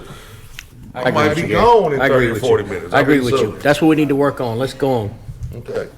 Mr. Chairman, I'll just say this, the contract to do all the things that Mr. Gary is saying it would make wonders for the Livingston Parish. I mean, it's just, geographically, it's probably the best place in the east side of Louisiana, where it's completely circled by resources and has a hospital inside the parish, and plus, trauma centers. You sitting right between two helicopters. There's some tweaking that definitely needs to be done before this issue ever came to play. Like I said, this is passed, I think, in 2016, the contract, initial contract. Yeah. And well, we can certainly we can put something together and make a request to do so. We're gonna work on it. And work on that. What you got, Lauren? I do believe y'all's contract comes up on the next meeting, Yes, right? yes, ma'am. Yeah, so y'all, yeah, the permit. for them to operate, so just keep that in mind. But like the ambulances that we have assigned here, just for your information, they all inspected to make sure they have all the equipment, and we have all the insurances and all. This is our annual Report we get from permit. annually. Okay. So, And the only other thing I want to say is, this is going to take, is there any questions from the audience on this? Thank you, the sir. only other thing I want to say is it's going to take the sheriff and the chiefs and the committee as a collective to make those decisions, and y'all have to back it up. We got somebody on this committee talk to the sheriff. I know that for a fact, so we can Okay. get his opinion. Yeah. Jeff, Well, why you gotta bring that up every time? It's Always throw that on me. It's understand that it's not as simple as just requesting it. Believe me, I know. I mean, it's gotta get everybody cooperating, but ultimately, We just need to go to 911 board. that 911 board, that seems like a pretty simple that part seemed to be simple. We're not asking the guys in the field to change the way they act, but we're asking is when the board sends that call to y'all treat it a different way. And I think that can easily be resolved. Thank you. Thank you for your time. Item E, discussion of downstream culvert replacement. Mr. Ard? All right, me and Mr. Gerald McMorris has talked a little bit about this, but I talked to Billy Taylor today, and he pointed, I'm gonna pull it up. We already kind of have something in our ordinance that pertains to this. So what we were discussing was the culverts in the downflow of a development. And in our ordinance, it already says off-site capacity, determine capacity in existing downstream outfall facility, which is the ditches, canals, culverts, bridges, etc. That will be utilized to convey flow from the downstream limits of the proposed development, and inventory of downstream structures, including size, type, invert elevation, and cover topping elevation should be made. Channel cross sections and upstream and downstream limits of the proposed development at structure locations and at intermediate canal locations shall be required to adequately define existing channel capacity. So it's pretty much there. Now, he did say he's got a little bit of language that we probably could add to the end that he would help us with. I think ultimately this thing tells us what's down there. There's Right. nothing here that says You need to if go you got a make failure improvements. culvert, it's got to be worked on. I think that's where we got to go with this. We got to And get the he's language. got some language that he said he would get to me that would fix that basically says that they would have to upgrade culverts if they're not at the proper size. So we were talking about the upstream, and he said the majority, and I don't know if we got an engineer in here that could, but as far as Macklin and Taylor, he said that they try to not disturb the upflow. If it's in a ditch, it just continues that same flow going through that ditch. So they'll do all their stuff through the retention. So is that it doesn't disturb the upstream at all. Only thing would be is you're putting a little more flow into the stream. So I would think the culverts would have to be properly sized downstream if that's the case. Ultimately, if this ordinance is passed, in theory, there should be a 20% reduction of what's going downstream because when we talked to Morgan about if a thing sheets now, we're not letting you go to a single source. We're going to make you continue. If you got a single source outfall now, we're going to let you continue with a single source outfall. But if you've got multiple source outfalls, you've got to make a reduction on multiple source. You can't just make the reduction in a single source. So what's going to happen is that if you've got a canal running through the development, you're looking for a 20% reduction in that canal. If you've got it sheeting off the side, you need a 20% reduction in the sheet part too. So it's not just one part that you're looking at. So if you're going into a culvert, there should be a reduction after the development before what was going in there pre-development. However, we still need to say if even at a reduced rate, if it doesn't work, you heard me talk about fails. We drain them in the ditches that fail. If it's got to fail, and there's a man-made structural deal that can be changed out, we need to address that. There's a different deal though if it's a wetland and we got to dig it out. I mean, that's a problem. But I think the culvert situation can easily be addressed since we're already doing the evaluation. Anything that's a fail, we ought to be able to put the wording in this ordinance to make it correct immediately. Yeah.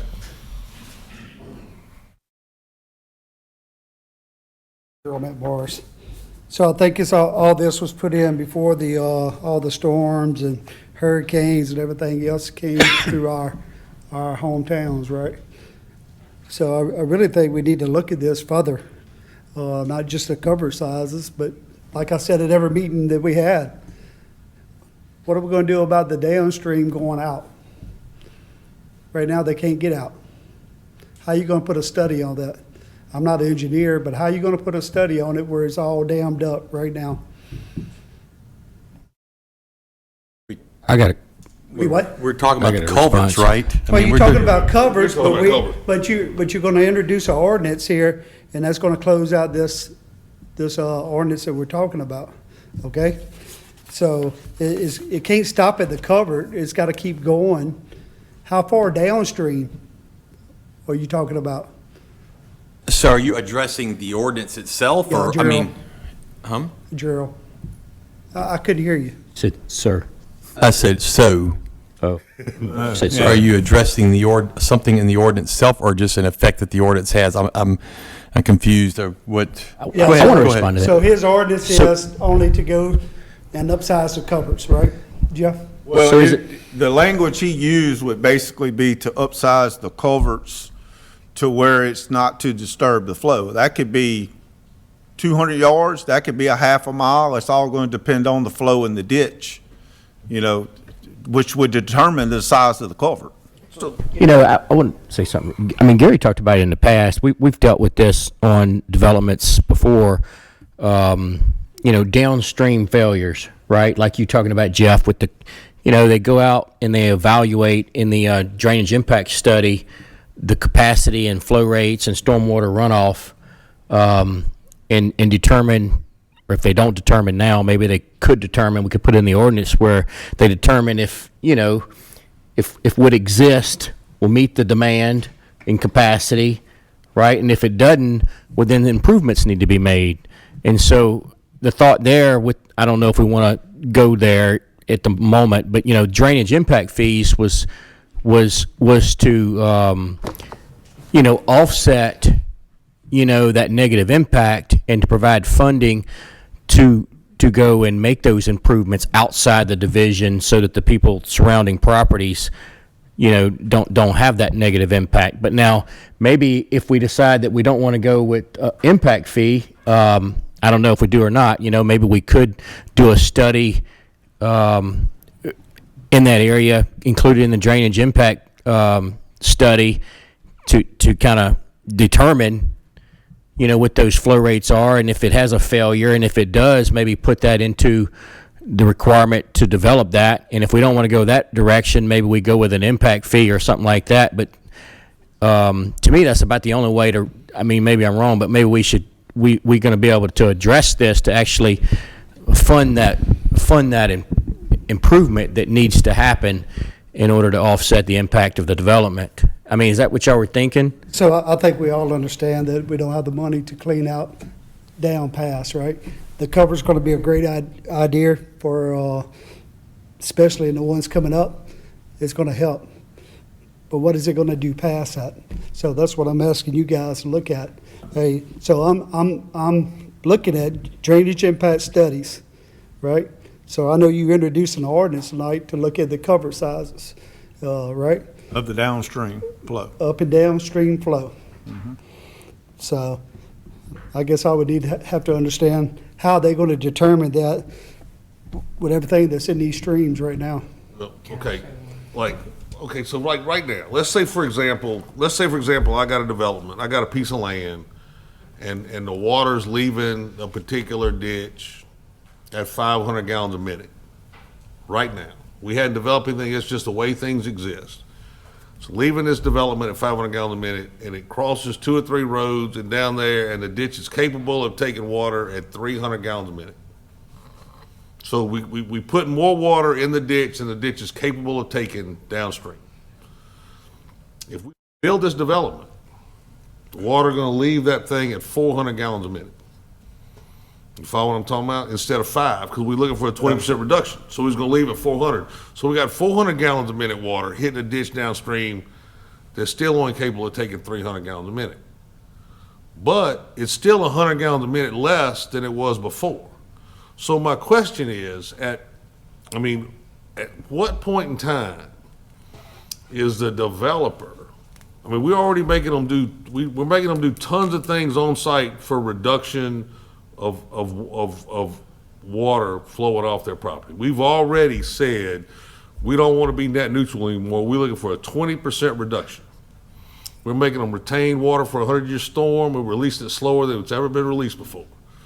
So we've created this situation to improve the drainage in the area or the water that's leaving a piece of property. So at what point in time how far is he responsible? We're talking about that if we can go down there and change a man-made obstacle, being a culvert that's too small to increase the flow of the downstream ditch to make it more capable of reaching the 400 gallons a minute, then we see where we can do that. But to require, let's say we've got this ditch that's never been cleaned out before, that's never been mitigated, that you know, to get into it, you gotta get some land on the side and mitigate it so you can go clear it so you can clean the ditch out. At what point in time is a developer responsible?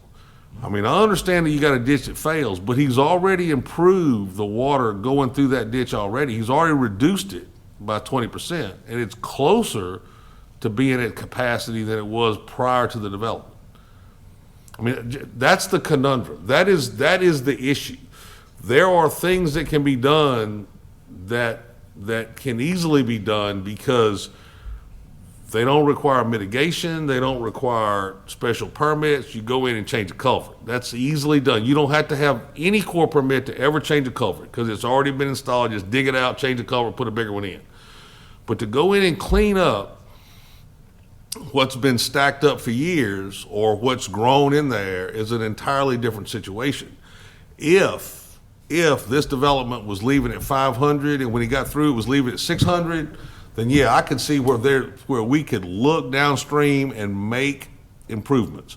But we already gonna reduce the amount of water downstream that was happening before the development was built.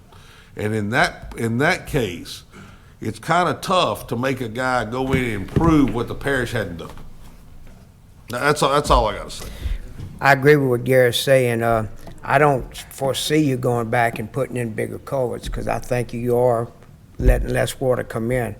But what Gerald's trying to tell us is it's not draining before you got there. So even though you're putting less water, it's still not draining.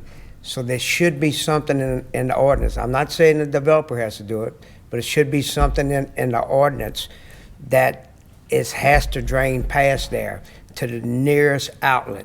The nearest outlet might be a lateral ditch, it might be a canal or whatever.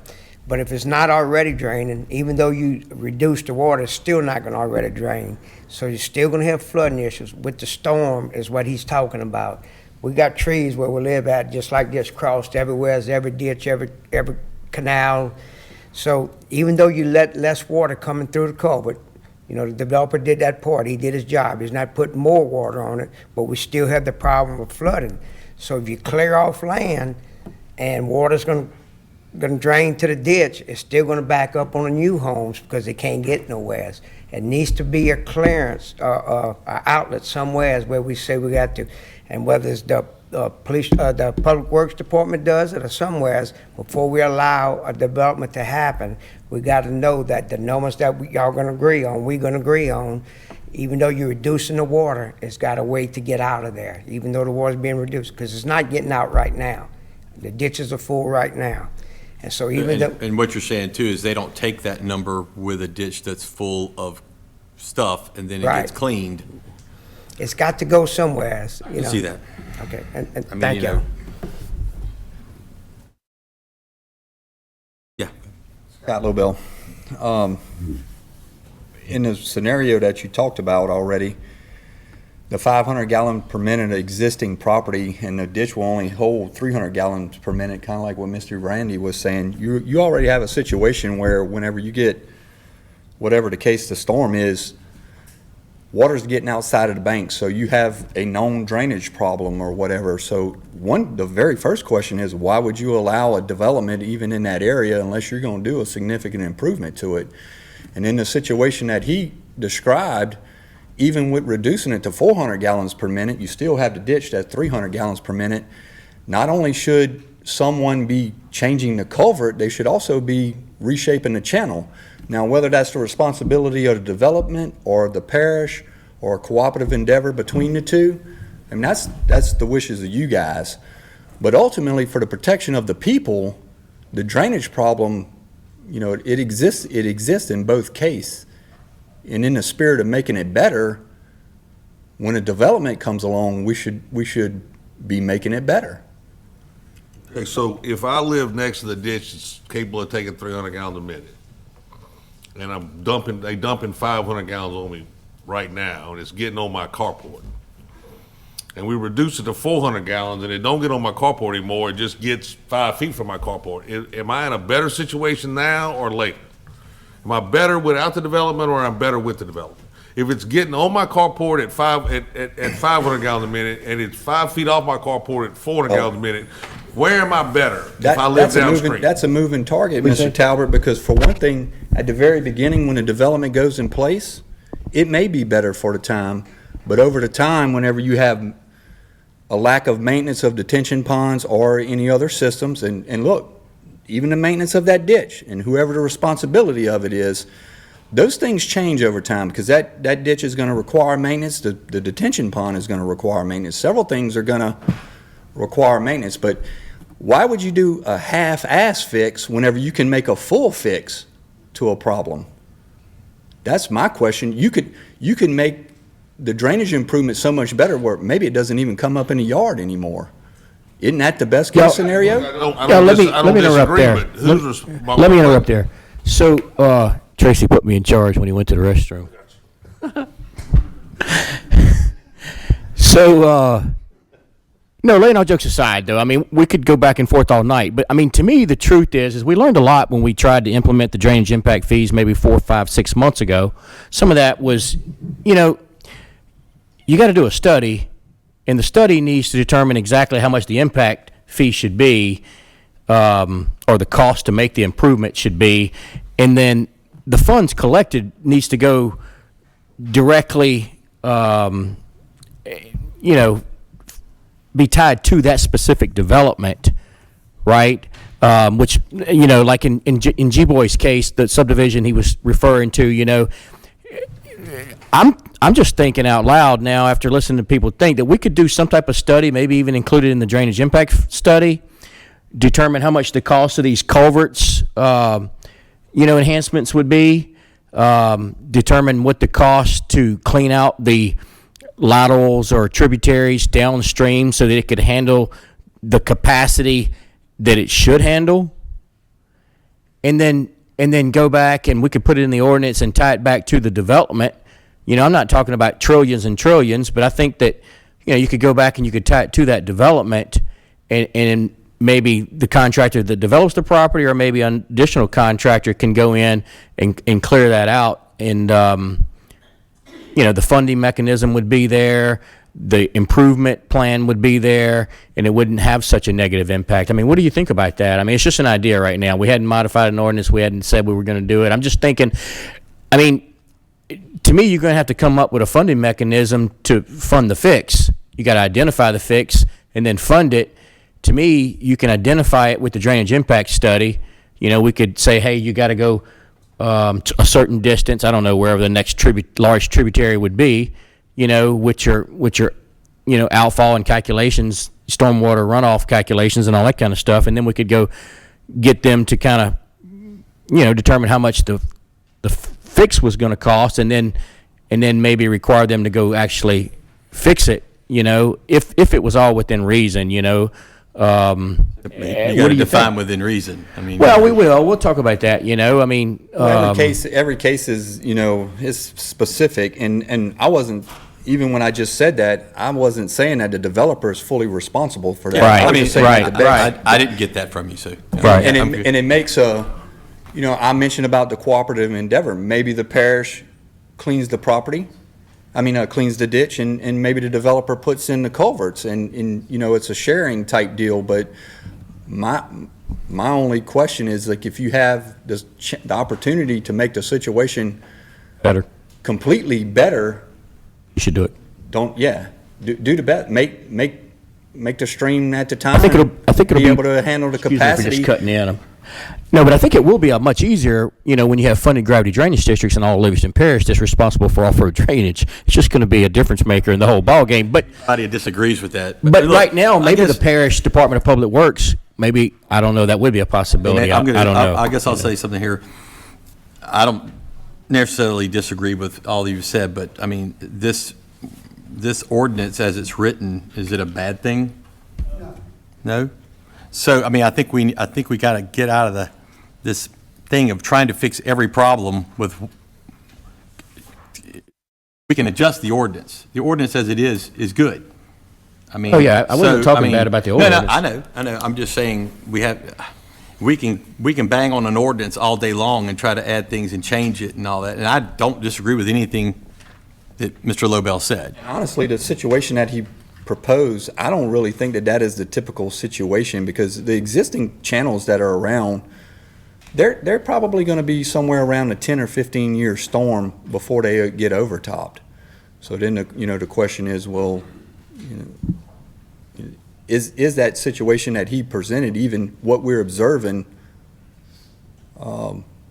in most cases? And I don't know the answer to that either.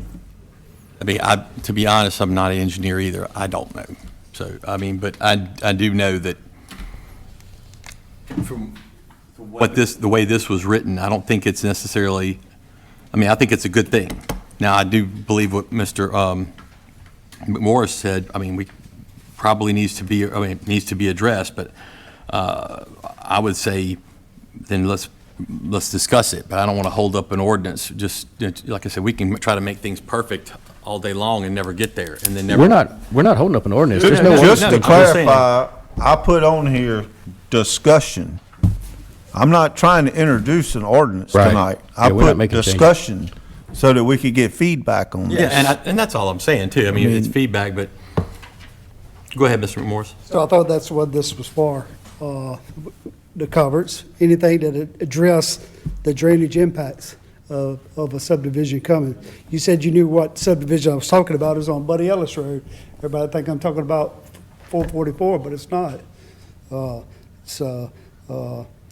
So don't assume, because I want to make sure, whatever subdivision, I could care less. Whoever comes to this parish, let's make sure they're doing their due diligence to help us.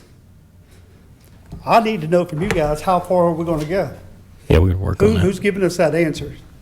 Do we have it written in law? Gary, you pretty smart fellow, tell me. No, look, I tried. It's not. I tried to define how to do it. You know, we've got, trying to figure, you know, we in the Amy River Basin, and then there are different hucks, and it gets smaller. The bigger numbers of the hucks, the smaller the area it gets. The problem is there's nothing that gets small enough. There's no legal description of a small enough area to address a subdivision. And that's the roadblock I ran into.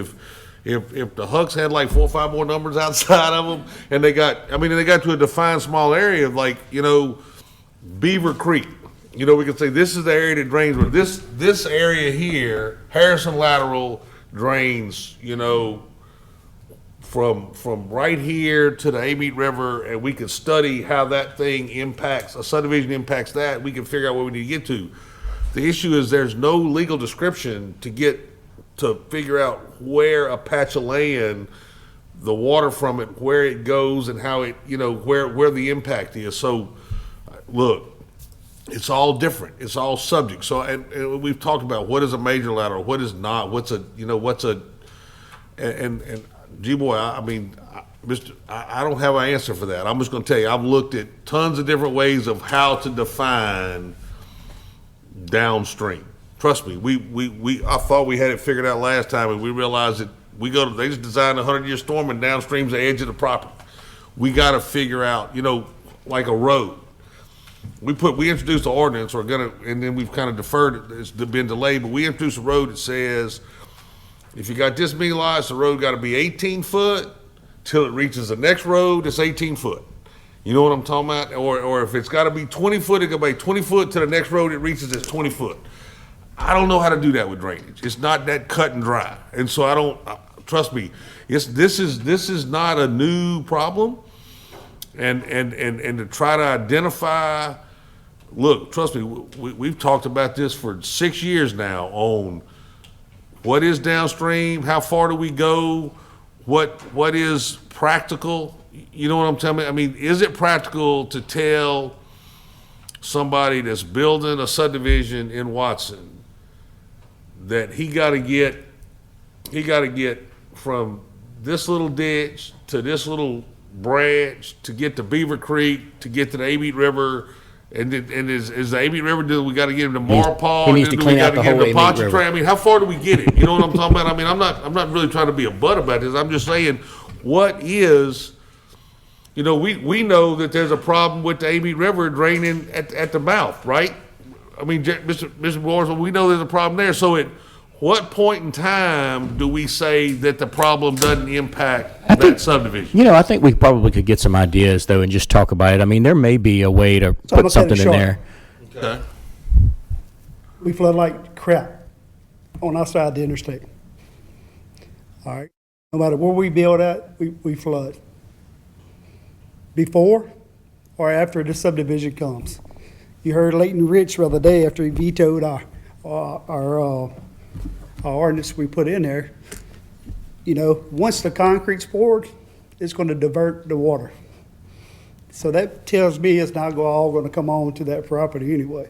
It's going to divert it. Who's it going to affect? My family, you know. So that's the reason I'm asking you guys. I'm studying hard to get this done, so we can put it all together. All right, it's going to take a teamwork to get it done. And developers, the same way, we're going to need their help. How far do we go? The parish don't have the money to clean out. We all know that. Impact fees is a long time down the road. We all know that. But if we got a place like in Frank Settlement where it's a quarter of a mile, what's that going to cost? Go in there and scoop it out, get all the trees out.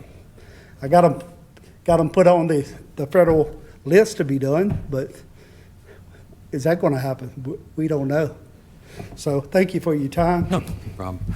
I think the answer is how far, it comes down to how far the council, we willing to make it happen, and how much money that the parish actually has to do it. Well, I So think the issue is, and look, I might be wrong. I think it was just as simple as going in there and scooping the muck out and getting it out of there.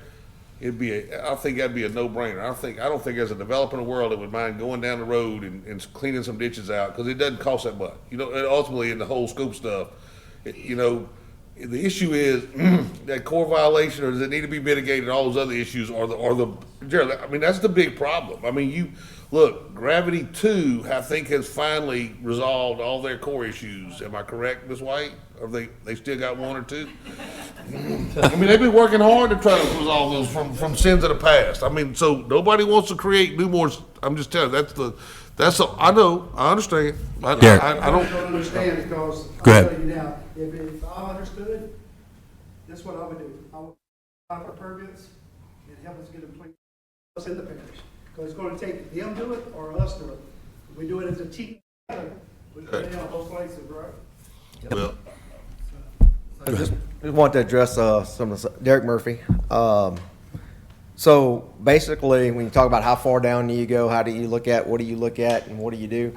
So y'all have a engineer review agency, Fort LeBlanc. We have scoping meetings with Morgan. We kind of sit down the thing about drainage is that each project and location is unique depending on the topography and what all we have. If the channel's got debris in it, whatever, the culverts are clogged up, need maintenance, whatever those are, we actually sit down, have a scoping meeting with Fort LeBlanc to figure out, what we think preliminarily, what is the issues of the area, and then we actually, during the drainage impact study process, we talk with them a good bit. Oh, we found this, so this is what we're doing. So we actually communicate with Fort LeBlanc and bounce things off and figure out which directions to go in. During the scoping meetings, we identify upstream and downstream what the water surfaces, where the critical points are. We can make sure that 25-year, 100-year storm trail waters. We got off-site drainage coming through. We got to make sure that those ditches are adequately sized to route around where we don't try to divert any water. If we don't, it's on and on and on. So there's a process to it. So don't think it's willy-nilly. There is a process that we go through on engineering to look at. We got HECRAS models. We use hydroflow, just everything else. And those HECRAS models extents vary.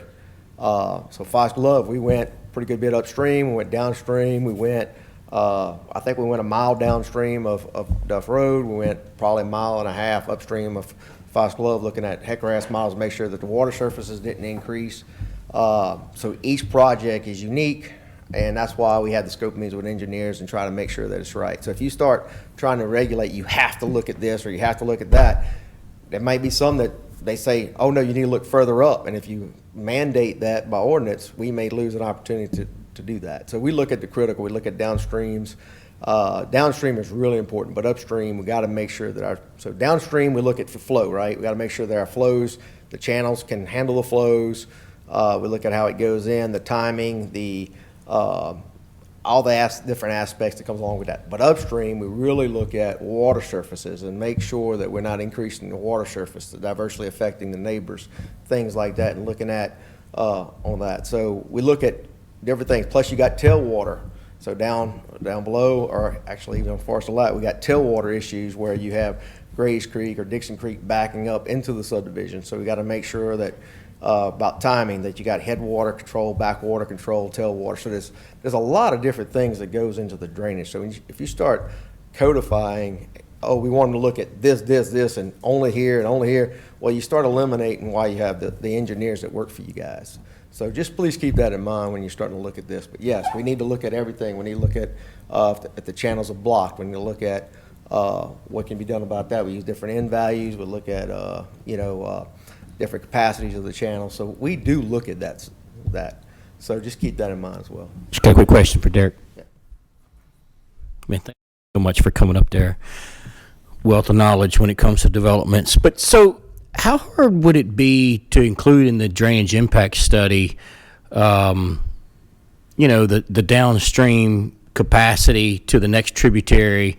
I mean, that may be a difficult question you can't answer tonight, but I mean, I'm just wondering, would that be possible to take a look at that, include it in the drainage impact study? I mean, it's kind of like looking upstream. You don't want to dam everything up and cause a negative impact by damming everything up upstream. So, I mean, every project is unique. I mean, if you're right there next to a major waterway, we always try to, for tailwater and backwater type conditions, we'll model, that stream to make sure that what effects it has on our systems. If it's further away, then what you're looking at, you got to look at the controlling factor. So when you start looking at Jones Creek over in Baton Rouge, the Amite River that backs up into Jones Creek lasts for miles. So you have to look at, you have to take into account as a tailwater type condition on your development. You got to make sure that the peaks and the timing and how everything flows out. So each thing, so we don't have to look all the way to the Amite, because the Amite actually backflows into Jones Creek, and then so that's the water level you use. And so what I'm getting at is, again, every project is unique, So you're looking at it now, basically. You're looking at downstream. We don't necessarily go, if we're miles away, we don't necessarily go to that next tributary because it doesn't contribute to this project. Well, how do you determine that? I mean, that's why we look at everything. We make sure we run tailwaters and make sure that starting water surfaces, heck-harass models. So we kind of look at it.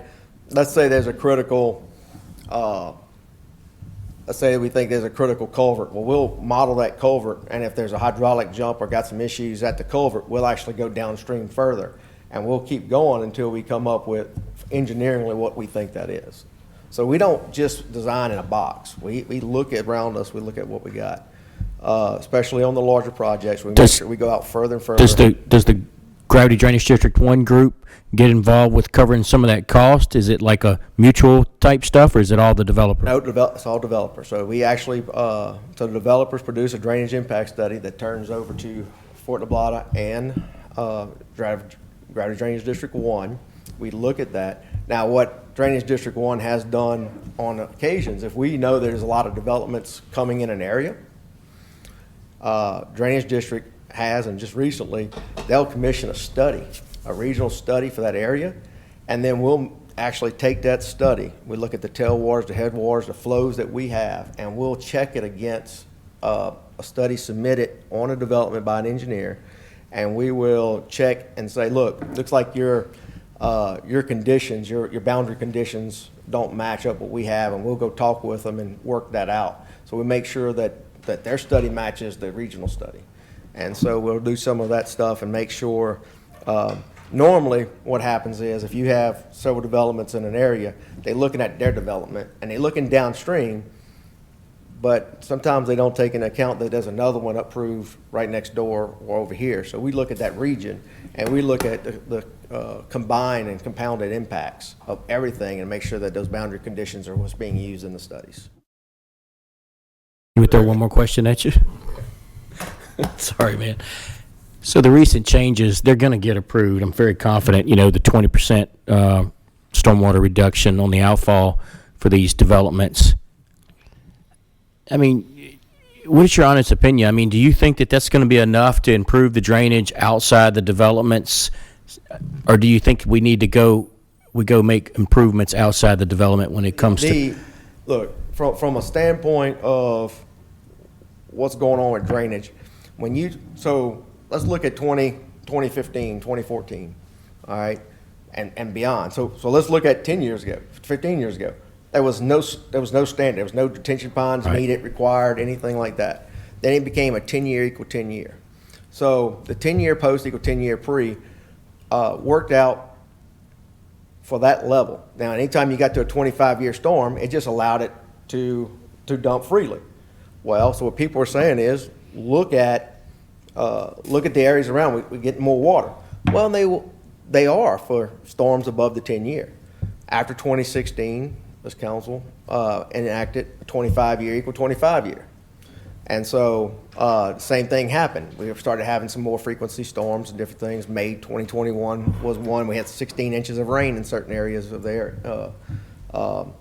So anything above a 25-year was getting overtaken and so forth. We had to check the 100-year to make sure it was contained, but we didn't have to detain it, right? So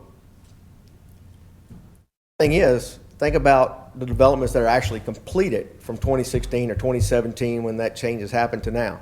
We don't know the effects because they're just now coming online and getting built. They still don't have homes all built in them, so we don't know what the 25 to 25 year actually did except for the frequency.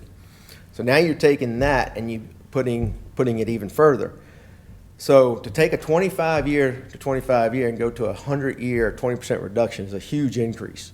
It's going to increase not only the pond sizes, reduce some lots, and put a lot more pressure on the developments. But from a surrounding standpoint, in order to reduce the drainage around it, that is going to do that.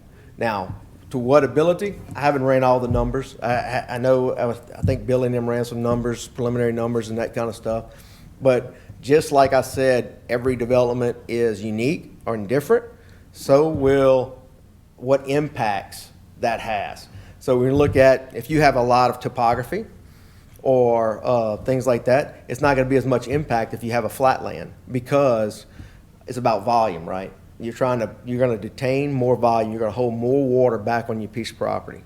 And so when you're talking about volume, if you're 1 foot deep or 2 foot freeboard or 3 foot or 4 foot of freeboard, that means a lot to the volume. And so that's why I said it depends on everything. So if you got a 5 foot freeboard or a 4 foot freeboard, it's completely different design than a 2 foot freeboard. And so I think what you're gonna see is you're gonna start seeing the detention ponds sizes increase. And I think you're gonna start seeing some channels that were overburdened that probably won't be as overburdened now or completely. I guess we'll just have to wait and see. But each project is unique. But what you did was take drainage design to the next level with that reduction. Yeah. So those subdivisions between, those subdivisions between 4-H Club and the river, those things just go to the river, right? All the drainage, they retain the water, goes to the river. Is that how they're draining? Which ones are you? Well, like, okay, Deer Run, as you see it being designed, that water's going to the river?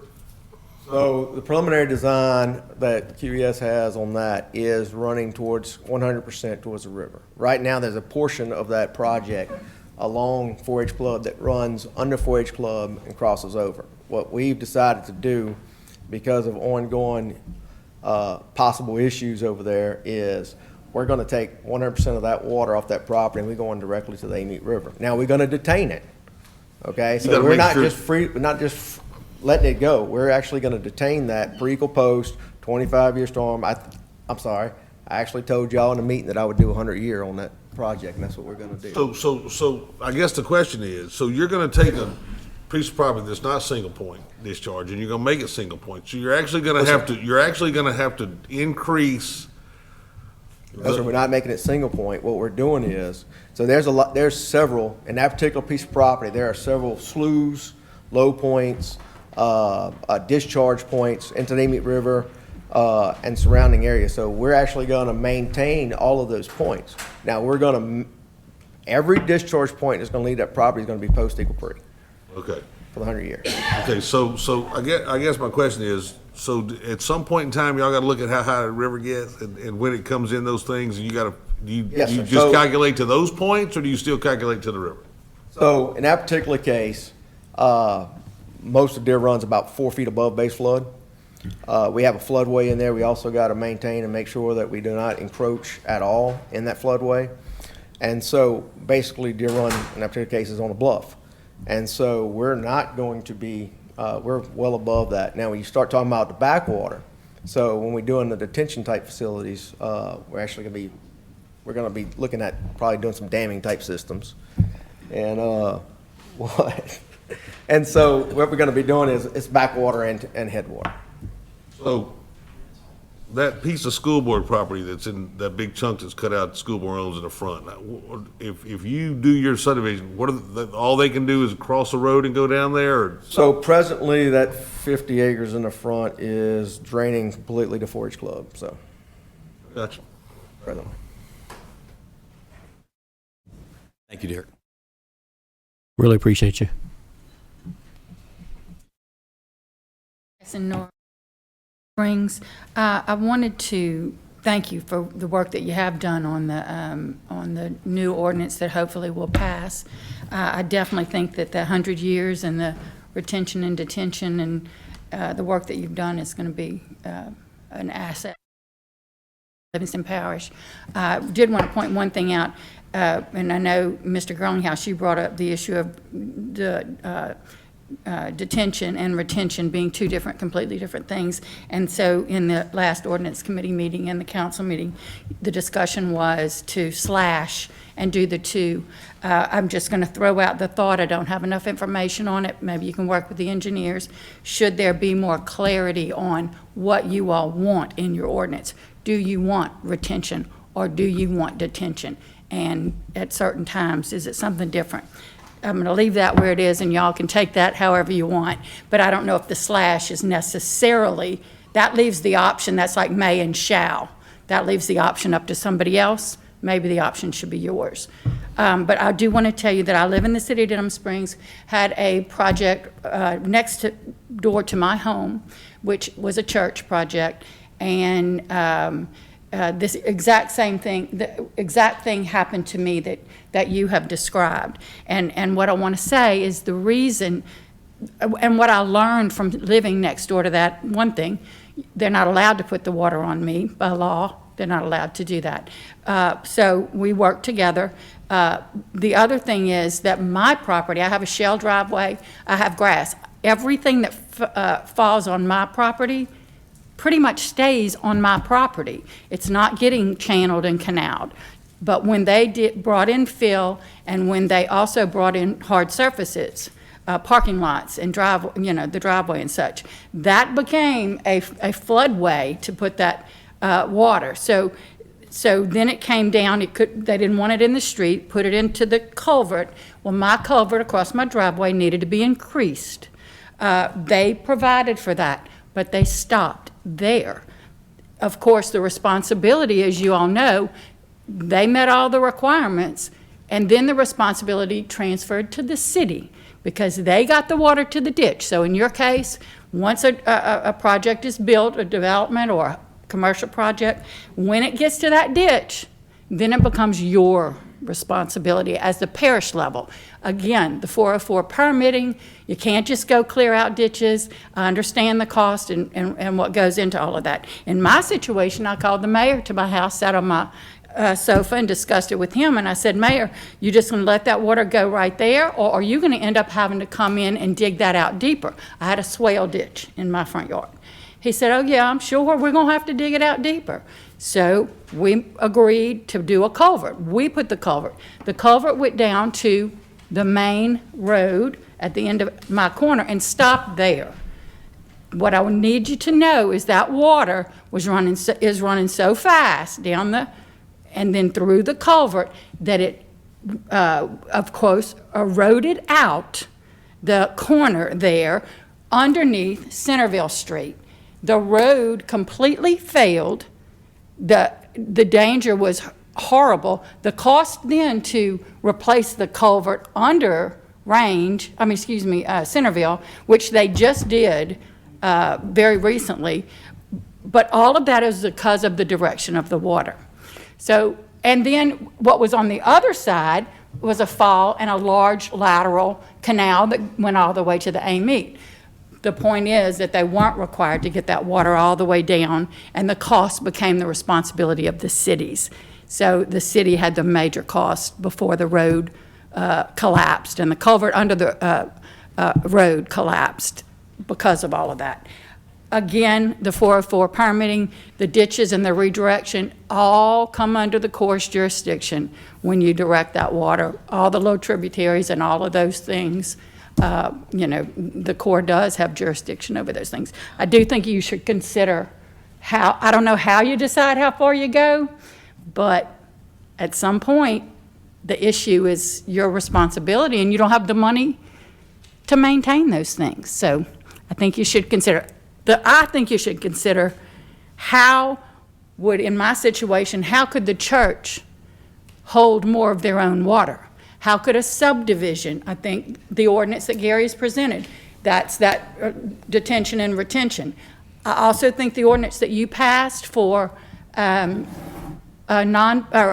pervious driveways and things like that, where you didn't make that a requirement for a commercial or for a church, where you can have impervious. Mm-hmm. If you all could come up with an incentive possibly for a subdivision, like an incentive for a developer, instead of putting concrete driveways, if they'd be willing to put in, rock driveways or something like that, that's gonna help your aquifer, that's gonna help keep water on that property, as well as the detention. That may be part of their whole plan of having less water runoff of their property. But I think that's an important factor that you might want to consider. I've seen that done in New Orleans, in Baton Rouge, lots of places where they are recommending and giving incentives to be able, and go to the EPA's website.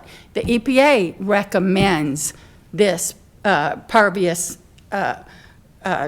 drainage and such as that for, instead of the hard surfaces that are directing the water in kind of tough areas. So, thank you. Thank you.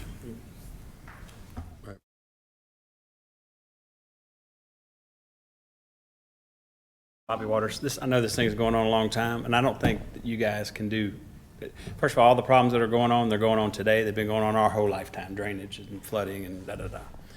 If you're going to reduce it 20%, make the developer reduce it 20%, I don't know how much more you can ask them to do. So if you're saying, and I'm going to make your point and y'all's both point as well, there is no answer, okay? There's no direct answer. But if, just say that a developer says, okay, I got a 250 lot subdivision, okay? I'm going to put in the 250 lots, and you guys say, okay, you got to change the culverts from here to Michigan. That's going to cost $500,000. Okay, the developer goes, I'll charge $1,000 more a lot, and I'll put up my 250. You guys put up your 250. You don't have your 250, especially if 15 developers do that to you. Now you got $3 million you're supposed to be coming up with, and all we're doing is coming up with our little piece. The guy in Watson, the guy in Killian, the guy in Springfield. So that's a, you know what I'm saying? And you guys we're saying the same thing in two different things, but there's no answer. It's too much money to clean this stuff out. I I mean, we can't even get the damn trees out of the ditches. So y'all need to think about that as a council of how, I mean, that's a give and take. So that's. Just a discussion, right? Yep, this was just All for right, so we'll put it discussion. back on. We had plenty of discussion. Let's move on. I had, I'm almost tired of discussing the next one. I apologize. This is my fault. Let me go ahead and say this. I agree It's my with you. fault. This is all your fault. Because I think everybody, or a lot of people forgot, this was a discussion on Down Street culvert replacement. So look, I mean, that's the original discussion. I don't really want to have a And discussion. look, see, that's also the problem right there. So, I don't want to discuss it. for future reference, I'm going to be stricter on y'all and everybody else about, we need to stay on topic. This is my bad. I will fix it going forward. Can I just say what I was No. He should put a time limit on. No, you may not. A time limit on Item F, councilman. Discussion of road width requirements for minor resubs. That's what I was talking about. I would like to make it. That's what I was saying. I don't want to discuss it, but I want to just put something out there and let people think about it. Just think about it. I don't want to discuss it. I just want to think about it. We talked about, Jeff introduced an ordinance that said if you got less than 200 lots, road got to be 18 foot wide. If it's more than 200 lots, got to be 20 foot wide. Have y'all gone into Google Pro and then pulled up a road from 15 years ago? Just go pull a road up from 15 years ago, and there are 1 or 2 houses on it. And you pull that same road up 15 years later, and there are 100 houses on that road. So you're gonna say, well, minor resubs don't affect anything. Minor resubs affect stuff similar to subdivisions affecting stuff. So what I want you to think about is could we theoretically, I know we can, could we say, if you want to do a minor resub, Parish Road got to be so wide. It's got to meet some standard. Two things will happen by that. First thing is that, there'll be a lot of pressure on the parish to fix roads that are, let's say we say 16 foot wide. The roads are 15 foot wide, there'll be a ton of pressure on the parish to get them all up to 16 foot. You know what I'm saying? The second thing is it'll draw attention to the fact that minor resubs in a smaller scale are as impactful to drainage and everything else, schools and whatever, and probably more so to drainage because the dirt on a minor resub isn't engineered. Guys go in and buy a piece of property, next thing you know, there's a little slough runs through it before anybody can figure out what the hell happened. They done filled the slough up with dirt, and they got a mound piled up there, and the little neighbors around them don't have the money to litigate with them. So they trying to figure out how to make their water go somewhere else, and they done put it on somebody else, who puts it on somebody else, who puts it on somebody else. So let's don't put our head in the sand and say that minor resubs are not impactful. So let's just look at, while we talk about infrastructure and roads and drainage, there's been talk about how to look at drainage. We've talked about how to look at drainage on minor resubs for 4 years now, I think, 4 or 5 years. Let's just consider, is there some limit? Is there some limit to a road? At what point in time do we want to keep adding traffic to roads that are substandard? You know what I'm talking about? And every time you do a minor resub, you add more traffic, just like you're talking about on parish roads, and we've tried to address some of that. So that's all it is, food for thought. Just think about it. I wanted to get it out there, get other people thinking about the same. Is it something that makes sense? Is it too burdensome on the people that live there? How many roads, typically, I asked Sam, what's a typical parish road? He said 16 to 17 foot. Now, I know Randy says, well, how wide is leader, 11 or 12? What's the time limit? Tracy, what's the time limit he's been talking? Oh, no, I'm good. I mean, I just got 60 seconds. I forgot already. I got 60 if I seconds. actually read into that ordinance. Discussion. 60 seconds, real quick, whenever you're ready. Quicker than 6. Okay, go ahead. No, I mean, I agree with Gary. We've talked about this probably a year or so ago. First of all, though, minor resubs don't require a road in any way, shape, or form. So you'd have to modify the ordinance so that they do require a road. But now we talked about that. I mean, maybe you could limit it to, say, 4 lots on a minor subdivision. You know, you don't require a road. But if you're going to go do nine lots, you know, then you're going to put a road in there up to parish standard, or you're not going above 4 lots, you know. And that's just a conversation for another day. But now I 100% agree with Gary. Some of the drainage problems, especially out in my area in rural Livingston Parish, it was created due to minor resubs with no drainage servitudes and no sewer servitudes, where people just went in there and filled in ditches and rerouted drainage, and it's just a disaster waiting to happen. So it'd be a wonderful, wonderful thing if we could work together and kind of revamp that so that it's still allowed to do minor resubs, but it's way better. How many seconds was that? That's pretty much everywhere in the parish at some point, you know. I agree. So I don't know, I can't remember now. Did we, discussion of road width requirements for minor resubs? That was it. All right. It's over with. We've All right. discussed. Anybody want to? Oh, of course you do. Come on up. Come on. Come on up, Scott. It's amazing that surveyors want to protect. I'm gonna have to tell you, Scott, I'm gonna start clean on this one. Stay on point, bud. Stay on, okay. So one thing with minor resubs, the lot sizes, the minimum lot size is 16,000 square foot, which is almost 3 times more than what a subdivision with improvement is. Because if you're doing 50 foot by 125 lots, that's about 6,000 square foot. So a minor resub, in order to put an individual sewer treatment plant, 16,000 square foot is the minimum lot size that you can have. It's 12 with water reduction. Isn't it 12 with water reduction? It is, and you can go 10 if It's 12 with water reduction. 10,000 if it's community sewer collection. If there's sewer on the highway in front of you, you go to 10. But a minor resub doesn't require you to do that, because, I mean, they can happen in places where you don't have those. Those rules just changed. That density requirement's going to make it go 2.5. Requires water reduction all the time now. So basically, a minor resub minimum is 12,000, almost invariably.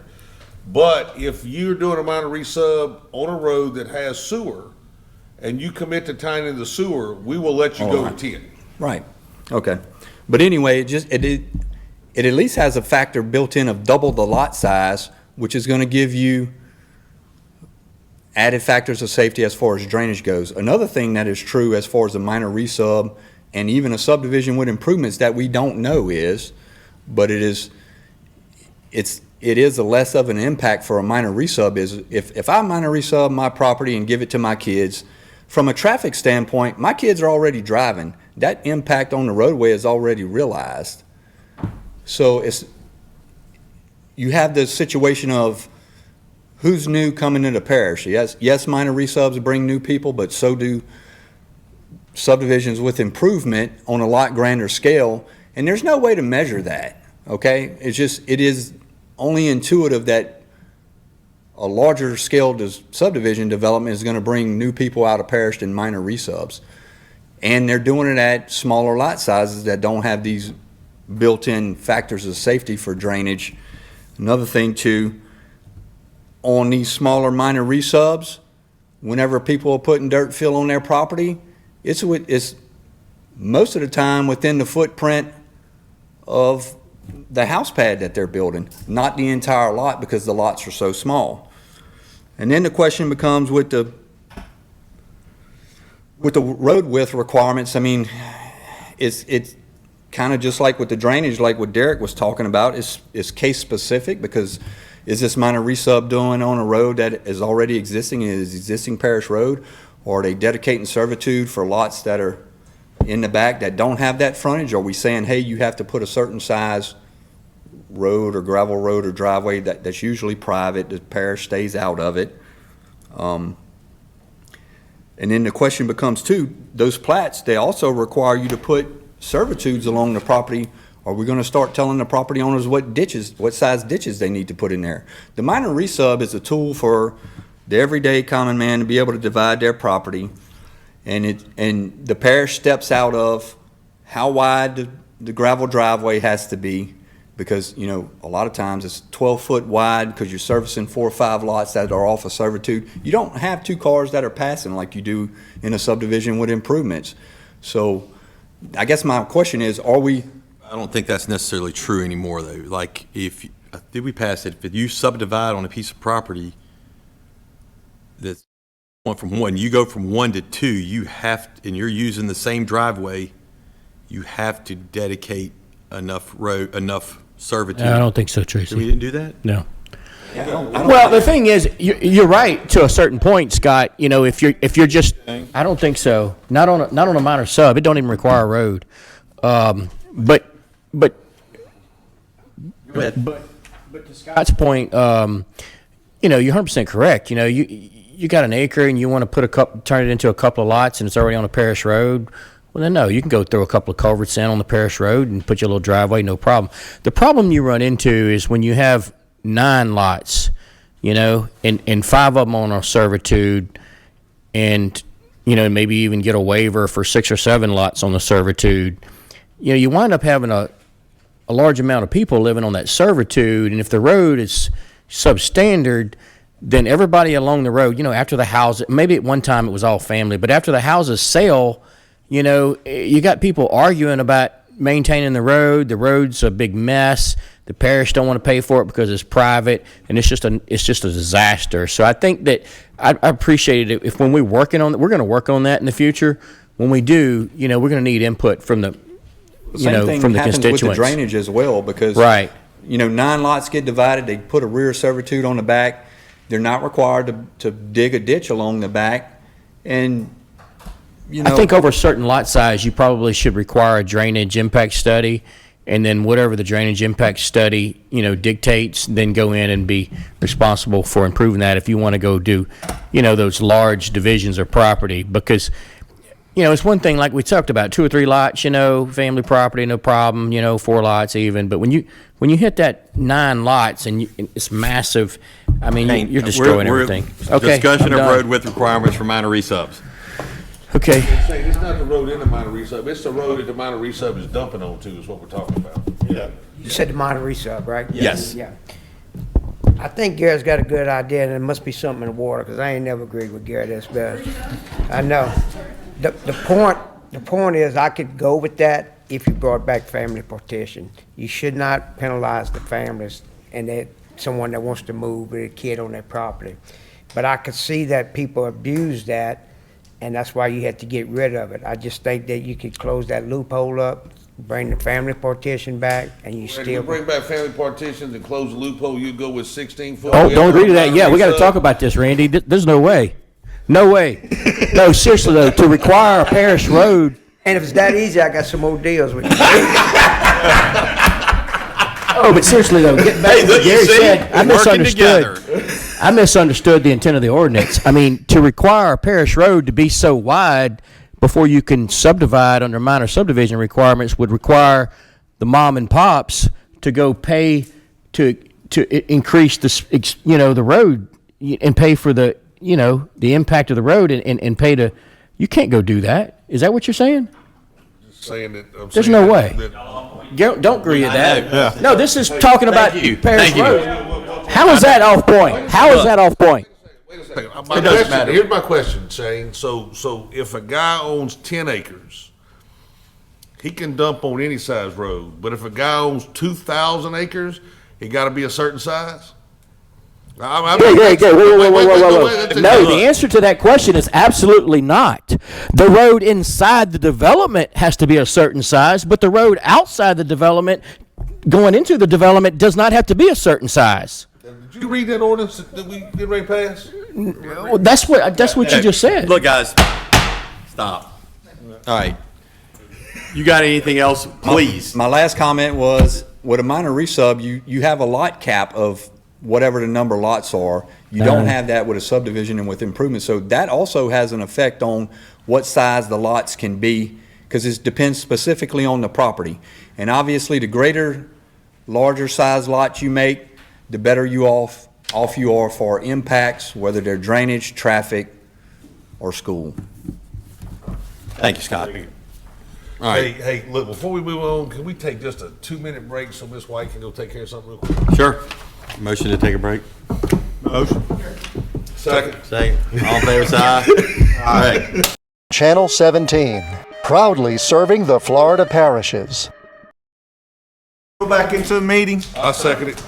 All in favor? Aye. All right. Back in the meeting. Other business discussion on dirt field ordinance. Did you have, did we want to just pass that? Does anybody have anything? Anybody have anything on this? I think we're gonna, I got like 10 seconds. Go ahead. Okay, so we have been talking about dirt field ordinance. It's actually one of the ordinances that we wanted to modify in the moratorium. So there was an ordinance written, there was an ordinance written by a very intelligent engineering firm, and it was a really, really good dirt field ordinance. I think we maybe should bring that to the table and re-review it. It's really, really was a good one. Is that what y'all's game plan is? Yeah, ordinance in here written by a really intelligent councilman. No. That was one of the worst ordinances ever written in the history of Livingston Parish. Is that the one that you had the special No. meeting to kill? That one was horrible. Just saying. Okay. All right, well, Wait, Go ahead. wait. You need to come state your name, man, if you want to talk. Yeah. Hey, thank you. I'd like to defer to next meeting. I'll have that put on if we can, so we can have a great discussion on this. All right, thanks. All right, thank you, E-boy. Appreciate it. anybody else? G. All right, motion Motion adjourn. to adjourn? Motion by Mr. Ards, second by Mr. Knight. Town in the morning. Second by me, yes.